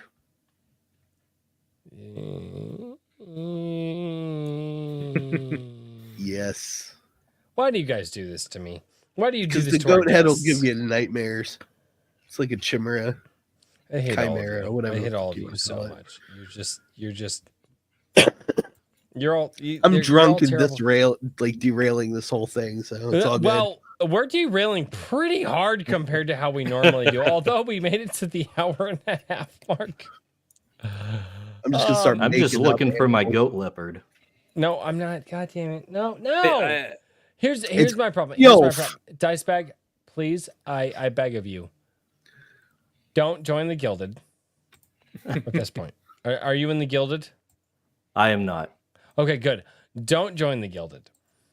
Because my problem is that if you join the Gilded, you son of a bitch. You'll get infected by the people that are in the Gilded. And then horrible things will happen. And then just to meme me, you will create something in your game to meme me. Don't join the Gilded. Just don't do it. Just don't. Join the Gilded. Become one of us. Join the Gilded. I don't know. Yes. You did say there was a lot of networking opportunities on there. It's a great place to. Is that something with a snake? There you go. Where's Snicky? You gotta have Snicky. Snicky is the third one of this trio. Let's solo that real quick. Snicky. Snicky! Oh my God. There we go. Snicky is poison. Don't step on Snicky. Don't step on Snicky. That's really cool. The menagerie of Dicebag. Let's get rid of these.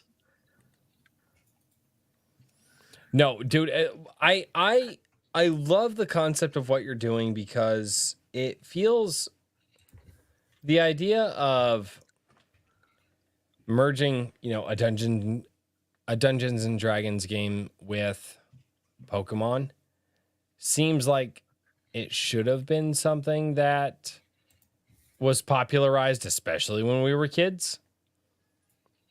And I don't feel that I know that it quite took off. Yeah, one of the things I ran into when I first started doing this is I got on the internet because I haven't heard of anything like this. And I went looking for inspiration, and there was basically nothing. So I had to make everything up myself practically, just wing it. But I think now there's kind of a fan system for a Pokemon RPG coming out that people are working on.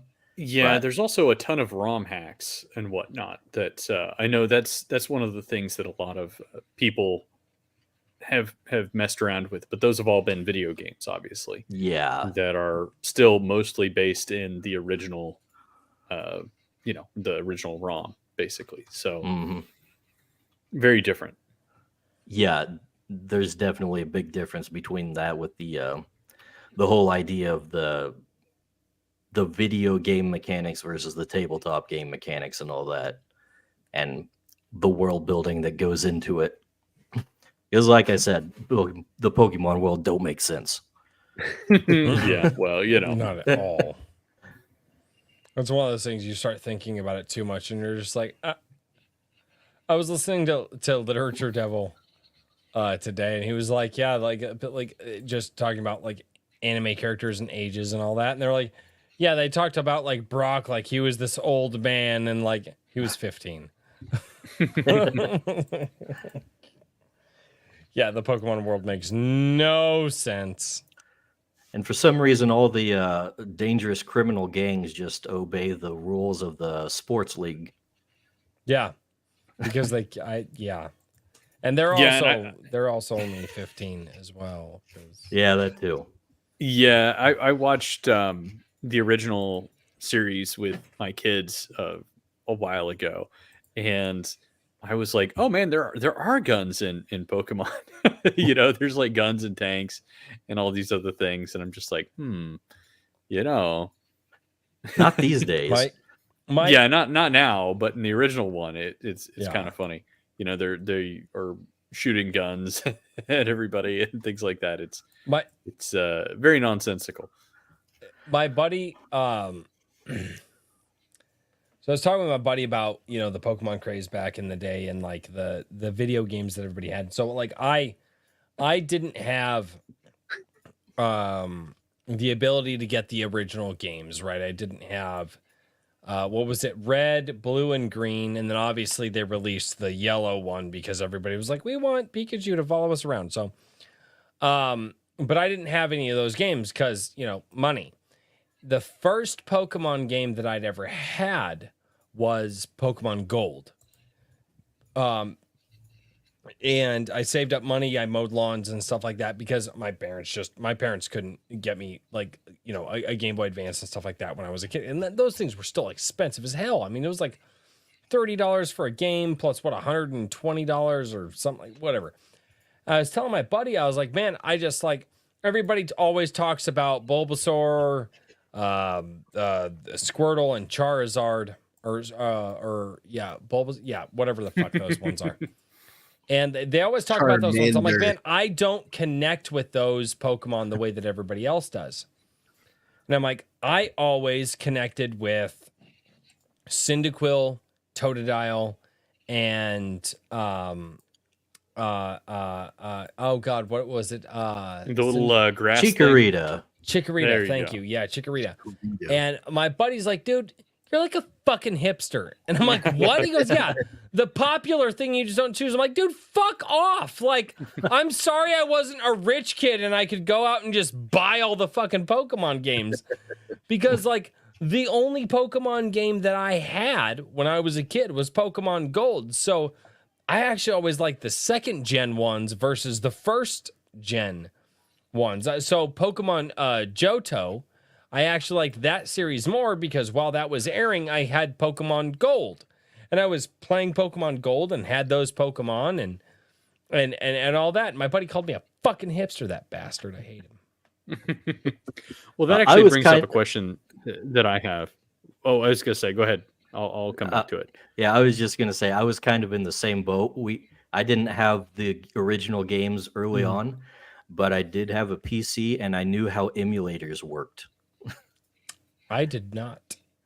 I I didn't know I what an was a emulator hipster, until, though. like, 2 years ago. I picked Bulbasaur because I was like, oh, everybody's gonna pick the fire one. Oh,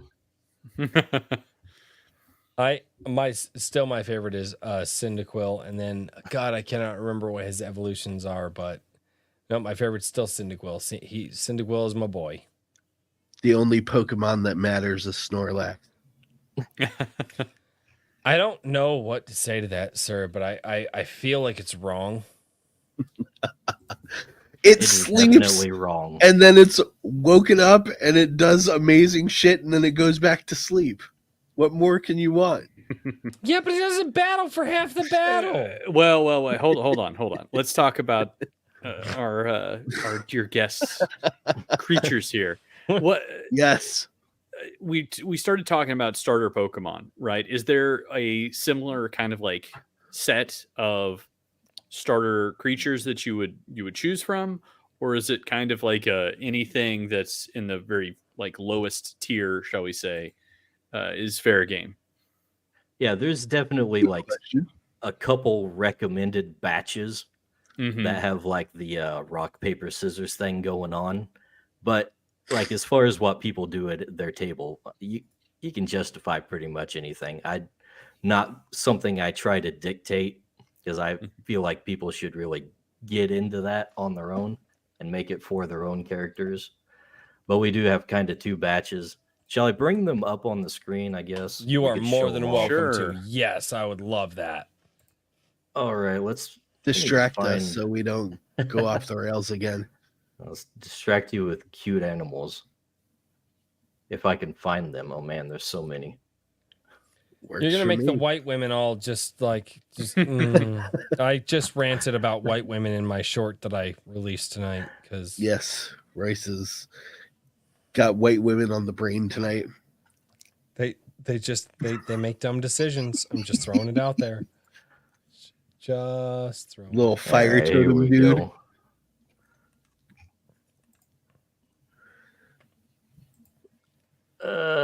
Where is the other one? That's legit. I like the little fire totem dude. That's legit. Little like Tiki Man type thing. Yes. I'm trying to remember the names of them. Oh, there it is. All right.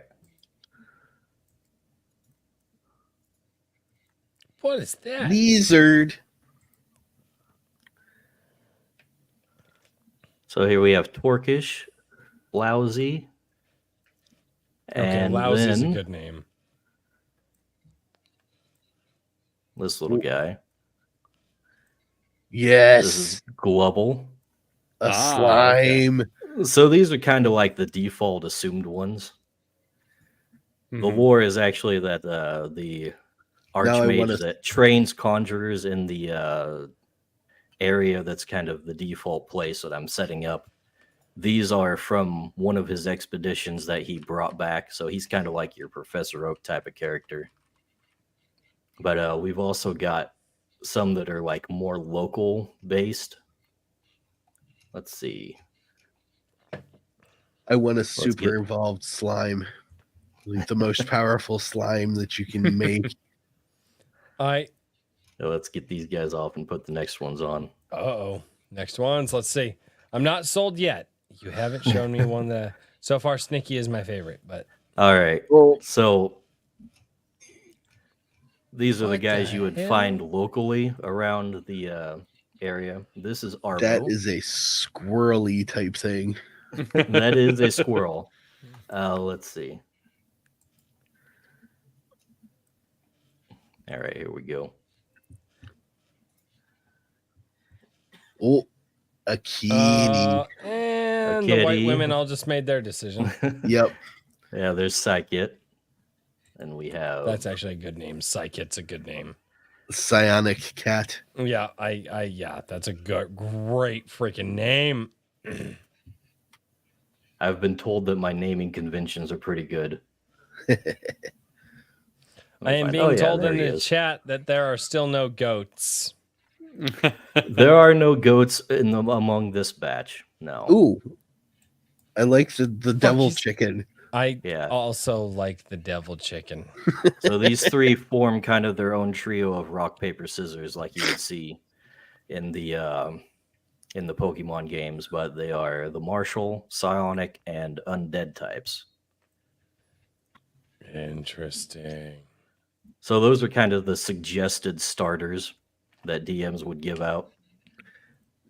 I'd definitely go for a slime and a devil chicken. What would be a non-suggested starter that the DMs would give out? Predominantly because I just want to see more of your creatures. Because like this is really cool to see. That like this is. You probably wouldn't want to start with this here guy. Uh-oh. Oh, hold up. Uh-oh.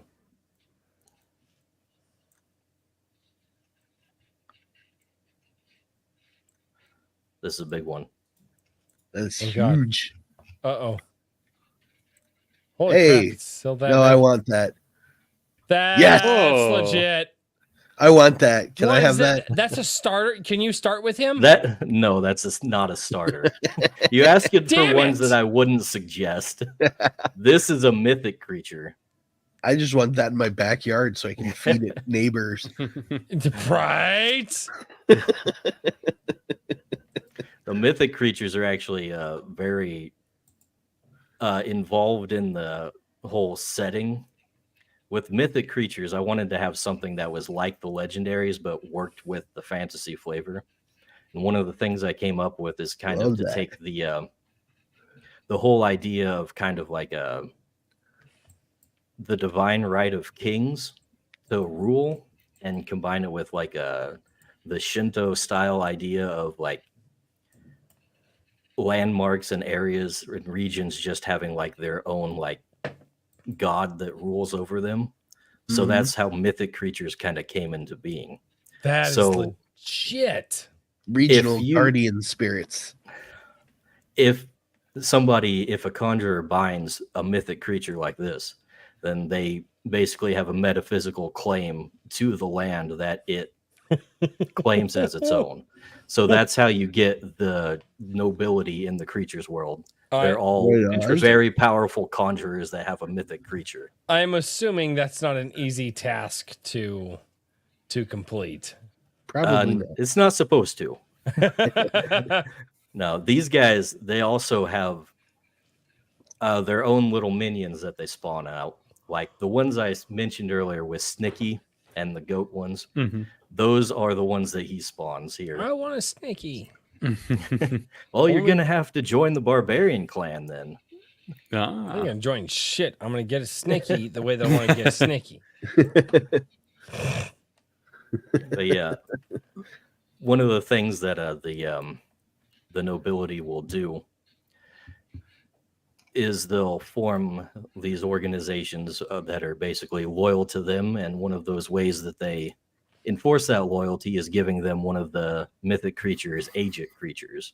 So when that gets into their astral pocket, there's a whole lot of mythical connections and all that kind of enforce their loyalty. So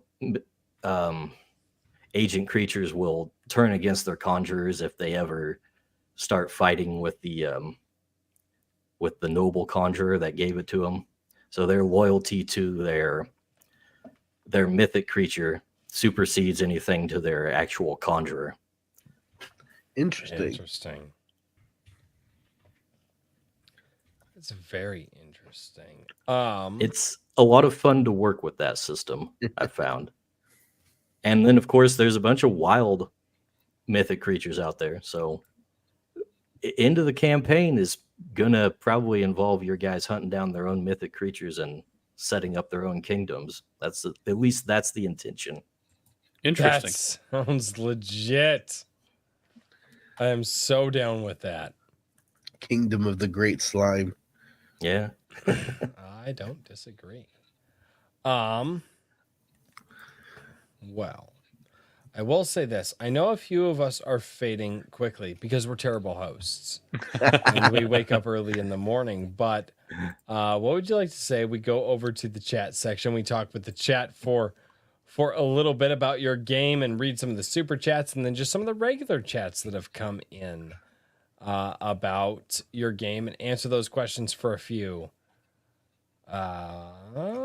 The first one that I have here from Raving Dad Gaming. Okay, this isn't a chat for you. We're degenerates, chat. Says the sleeping puncher. Okay, we're not. New lore unlocked. I had my wife on Comic Shop Wednesday. I should not have done that. Mm-hmm. Yeah. Eric Grant became a new member of the YouTube channel. Thank you, sir. Darkest Multiverse for $5 says, I highly suggest checking out the Pokemon TTRPG. It might help some mechanically.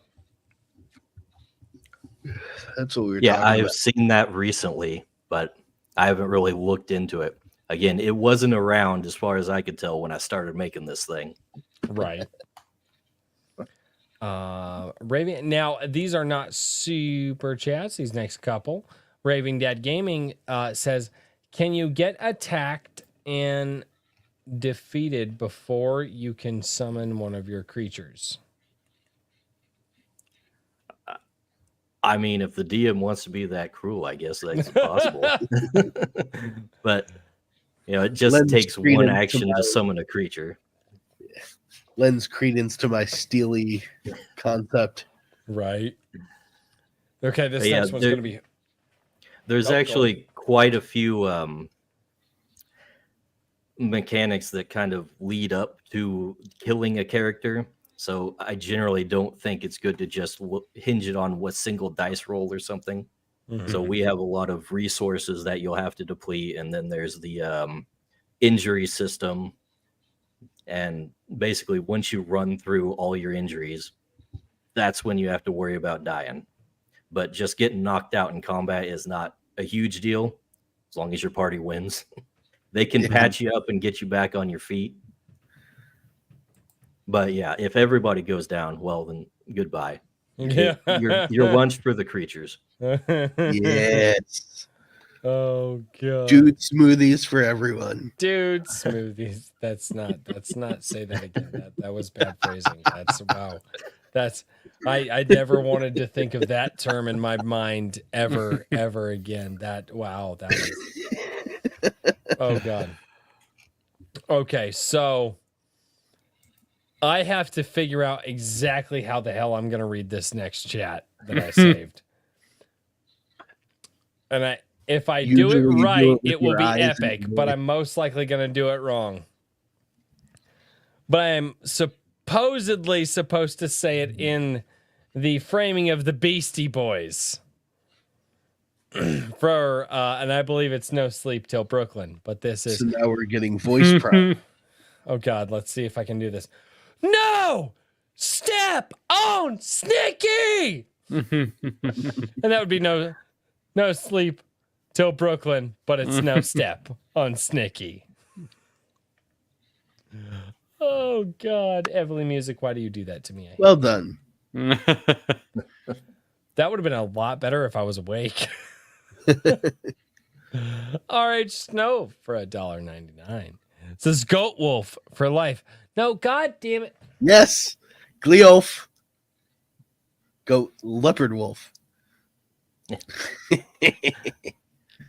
Dicebag, if you listen to the chat at all in any way, I denounce you wholeheartedly. Hey, I don't. He opened the format to community-driven creations. Yeah, so at the very least, I am going to make a Goat Leopard Wolf, okay? Mm-hmm.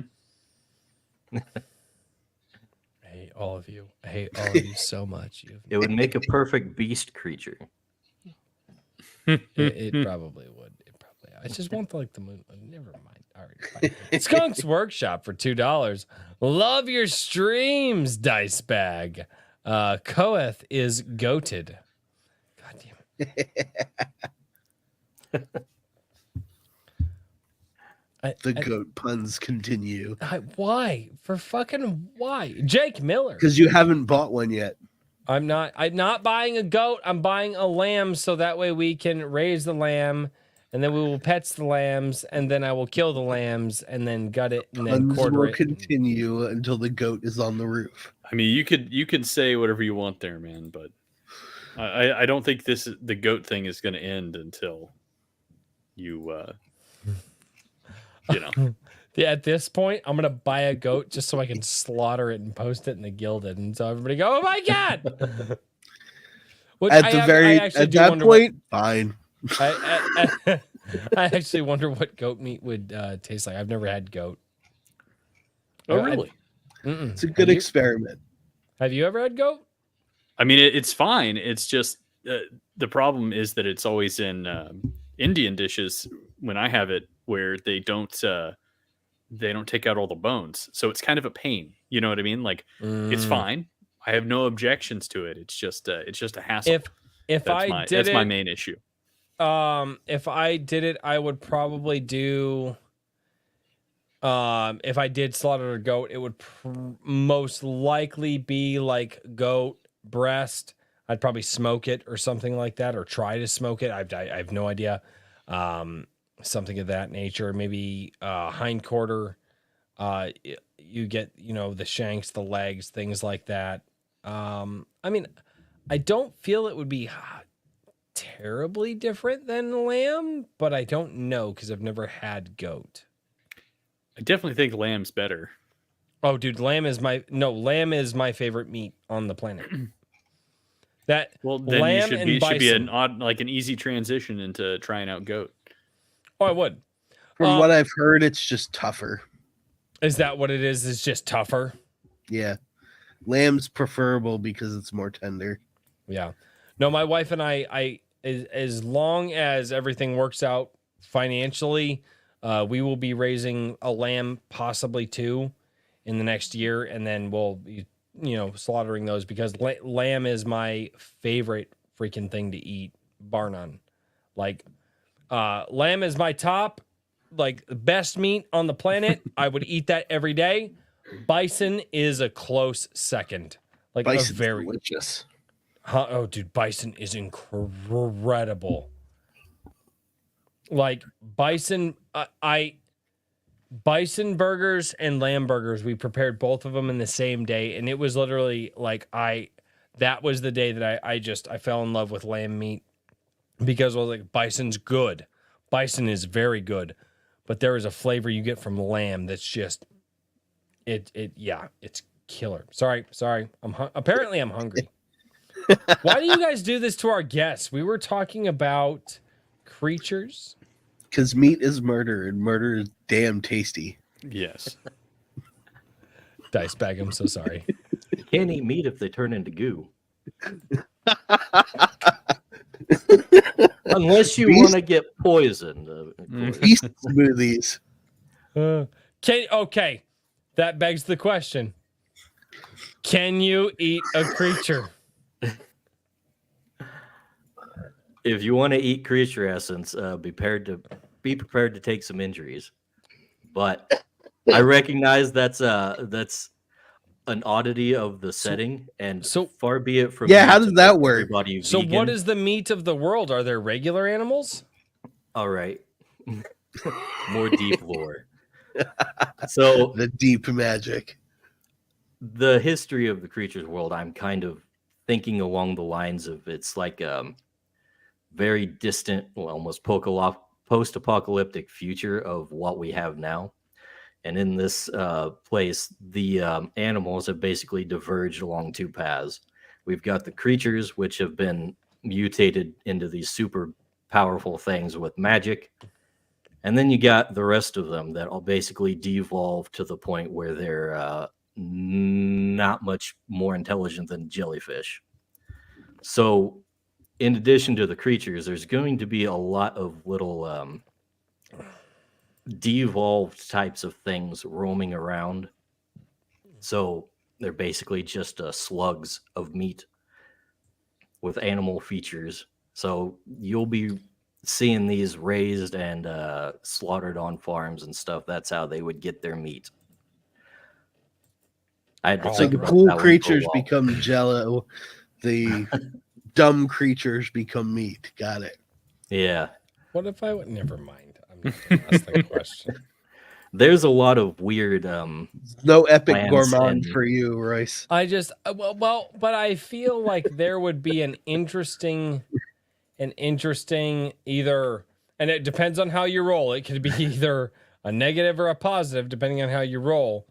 But you find a mythical creature, and you kill it, and you before it turns into the goo or whatever, you harvest the meat. And then you eat it, and then you get to roll to find out if you're cursed or blessed or whatever. You would be sick. I'm aware, Yeah. but I'm just Look, I I'm guess just saying. I know nobody wants to eat their Pikachu, so we took I that off the fucking would. table. I absolutely fucking would eat a Pikachu. I didn't give a shit. Everybody's, oh, I it's an fucking hate adorable, that thing. No, I don't even Well, hate okay. it. I just what do you like? No. I don't hate Pikachu. I am the type of person that in my mentality, all animals are on the table. And for people who are like, oh, really? So are your dogs on the table? Yeah. If times get that tough, why do you think I have big dogs? Emergency They're either food going supply. to protect me. This is really just making the argument that you need to get goats, Royce. This is just God another damn it. like pro God goat damn it. argument. All right. Jake Miller, this game seems way more well produced than Game Freak can handle. Well, I mean, I don't have a That's budget. an endorsement. Look, I'm just putting stuff on paper and making dice rolls and writing things. That's basically the extent of my technical abilities. Right? Oh, and drawing. I guess I do that. I was gonna say, dude, your drawings are fucking incredible. I would love to get some of your drawings on just a print form and give them to my kids if I could. Like that, they're Stickers, man. unbelievably fantastic. I think there's some in the Redbubble shop like that. Ooh, and that is probably linked in your link tree. Probably. Oh, probably. I think. We can assume so. All right. Well, it's not. I on should the check. chat. It's not. Damn it. Not our fault. And It Donnie says, exists. "Lamb but is a you baby can't see sheep. it. Royce enjoys eating babies." Yeah. I'm not even gonna. I love lamb. I'm going to add my Redbubble shop real quick. I'm drunk, but not that drunk. I'm not going there. Raving Dad Gaming says, Dicebag. If Royce plays, you have to make it a rule that the first creature he gets is a goat. God damn it, no!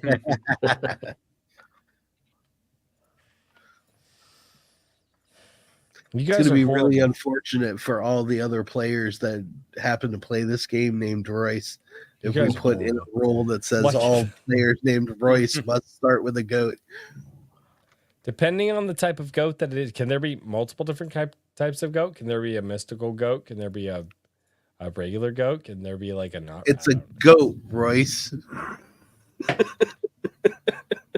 RH Snow, the Goat Wolf Clan will have goats, wolves, goat wolves. God damn. You guys converted RH Snow against me, you Yes, we bastards. Welcome to the club, Queen. I hate you all. Or should I say the clan? Hope goats eat your shorts, Royce. Jokes, and that's for $2. That is a super chat. Jokes on you. I don't own a pair of shorts. I wear jeans. I don't own a pair of shorts. I wear jeans. I wear jeans and boots. Like, you want to see what I'm going to see what the shoe wear that I have on tonight? Yeah, yeah. I don't, All right. You know. Redbubble link added. There we go. nice. Yay! Yeah, Up real in my men, show real game. men, real men don't wear shorts. That's where I'm at.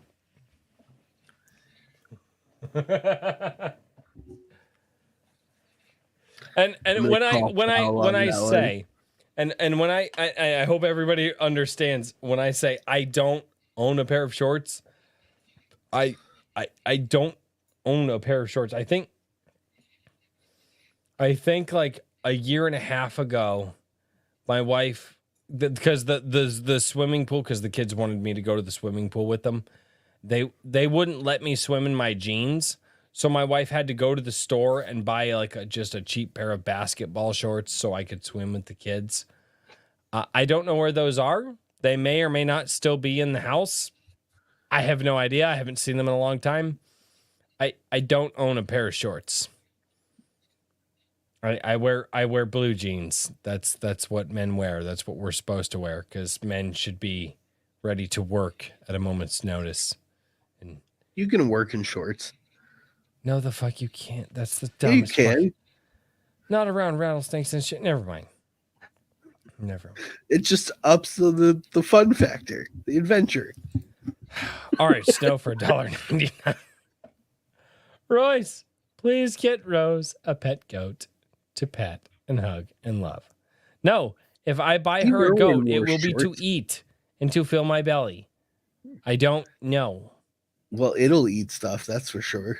I know. It'll eat the siding off the house. It and will the shingles off the roof. It will. Goats are actually my buddy Convoy Bebop. His dad actually used to have a goat farm, and he's told me all about it. He loves the hell out of them. He's like they're amazing animals. He's like, but yes, they will eat everything. So, it'd be fun to feed beer cans too, though.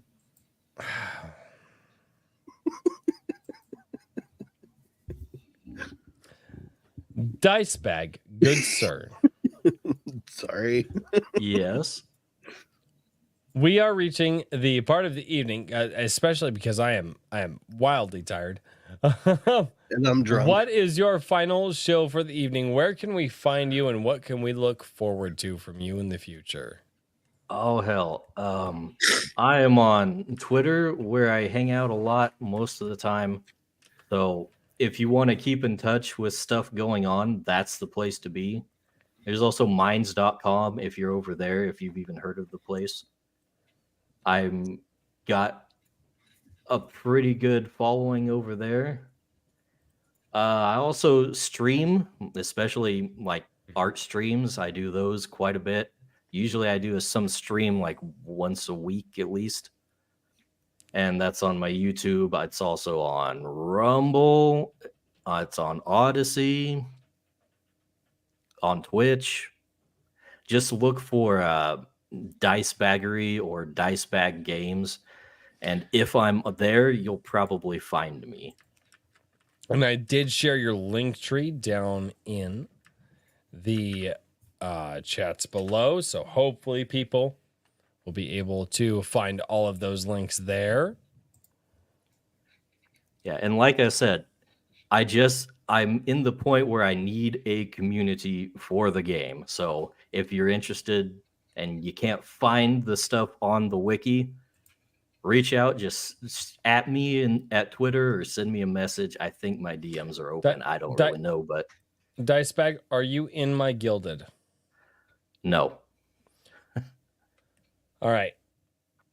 At the cost of potentially your soul, I am going to go to Twitter and I am going to send you the link to my Gilded.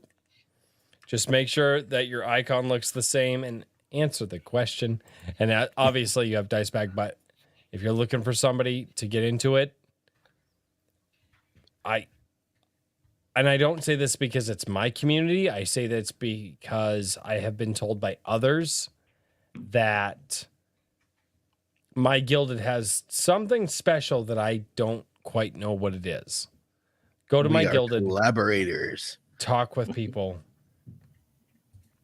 I really believe that you'll find some people there. Yeah. Well, I've been hanging out in your chats and I see you've got a ton of writers in your community, and I could definitely use some writers to look at the stuff at the very least. Maybe I've been thinking about just going at some point and hiring people to write adventure modules for it, but I don't know anything about commissioning writing of any kind. I'm an art guy, that's what I understand, but right. As far as that goes, I'm looking for people that want to get on board this train and we'll see if I can fit you in. I've already got an art assistant to help me do the line art and the tedious stuff.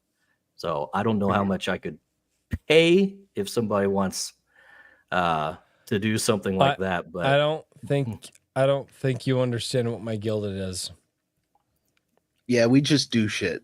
It's a community, bro. And just all you gotta do is just join and pop in and say hi. And then talk about your stuff. And then see what happens. Because some absolutely insane shit has people that I didn't know were connecting and making things happen. Like I said, just join the Gilded and pop in and say hi. I promise you, it's different than a lot of online communities. I don't know why, and I feel that it is by the grace of God that it is. But just pop in. Just see. And if it's not for you, it's not for you. No. I'll give it a look, but I have a tendency to join places like Gilded or Discord and hang out for a bit and then get overwhelmed by all the different conversations that are coming on and then dip out. That's usually how it goes with things like that. I totally understand, dude. And that would be totally fine. All I ask is that you the best part about the A Drink with Crazy Gilded, it's not about A Drink with Crazy. In fact, it's the furthest thing from it. It's everybody coming together to build and create. And then the meme lords are there. It's like they just fucking that's just what they do. Yes. At the very least, I'm interested. Well, that's good to know. I love. I've got one fan. There you go. You give me a month, I can come up with some content for you. I'm definitely thinking down the road on how I'd want to handle stuff like that because Wizards of the Coast and their whole shenanigans. Yeah. That's by the way another thing that I have on my plate. My goal ultimately is to kill Wizards of the Coast. I hate that company. Yes! You're not alone. You're not alone. I love it. There's a lot of people who are not happy at all with WotC. Yeah, not at all.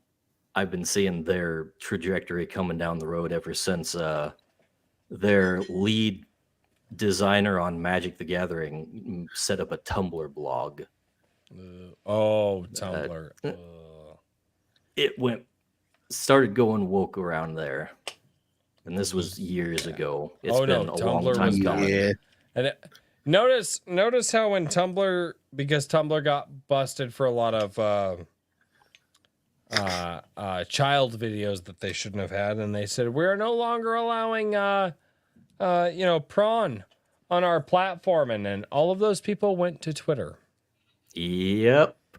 Notice how and now look at Twitter. Mm-hmm. And Elon Musk is cracking down on that, and those people are going to go somewhere else, and I hope that those people go to hell, to be perfectly honest.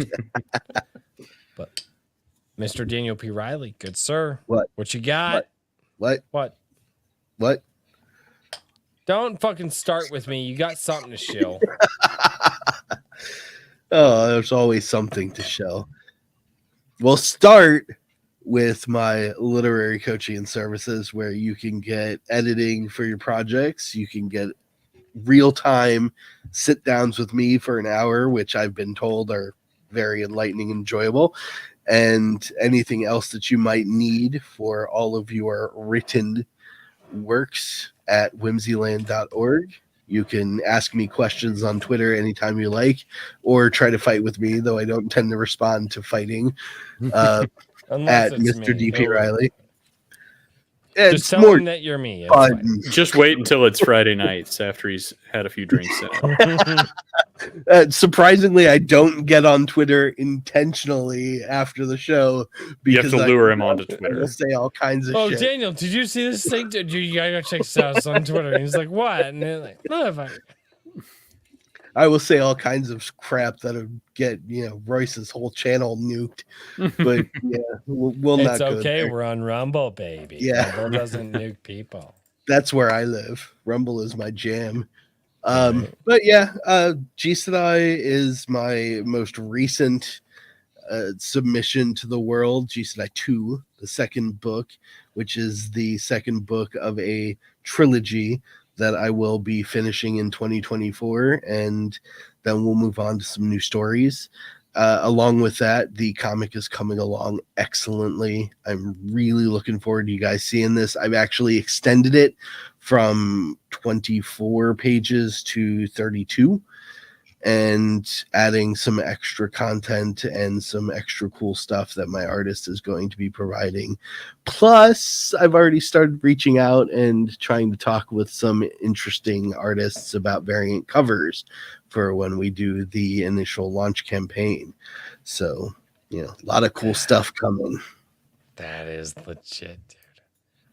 I love hearing you just advance. Here's what's cool. Every week you feel like you're getting closer and closer to the goal, and I love that.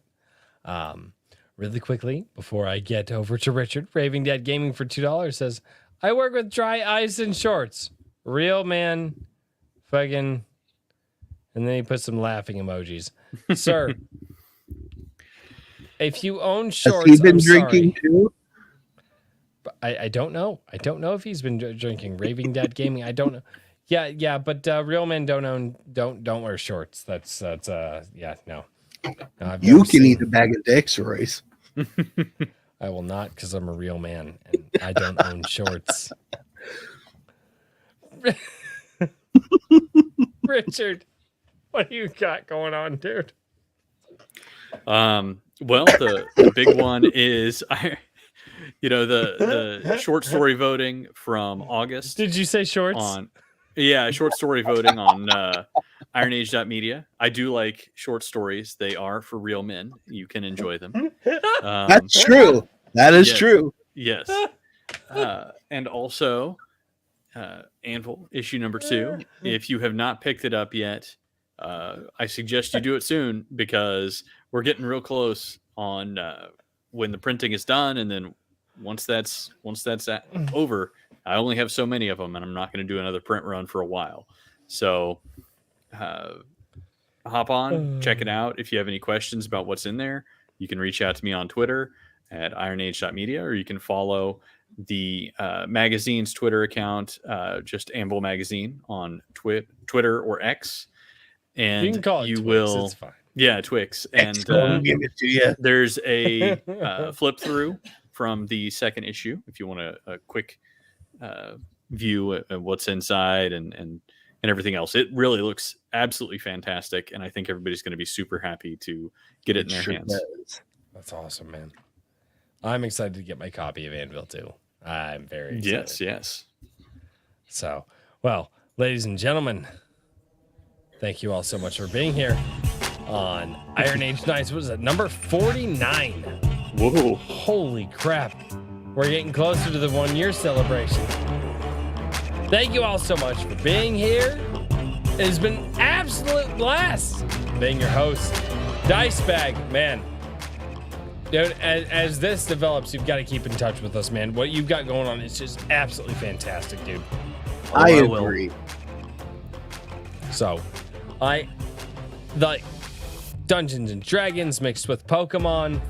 I feel that our generation, the millennial generation, absolutely would love that, and I want to see as much success for you as possible, man.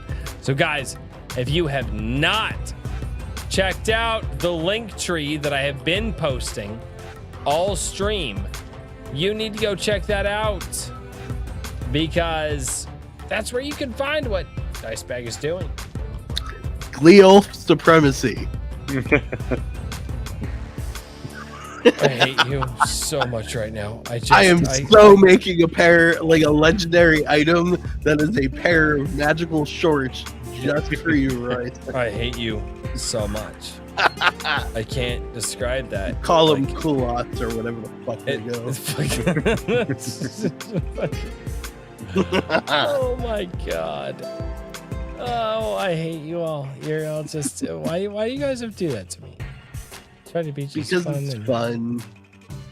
Ladies and gentlemen, thank you all so much for tuning in to Iron Age Nights.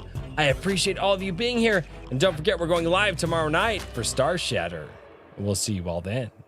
Cheers, everybody. Good night, everybody. Good night.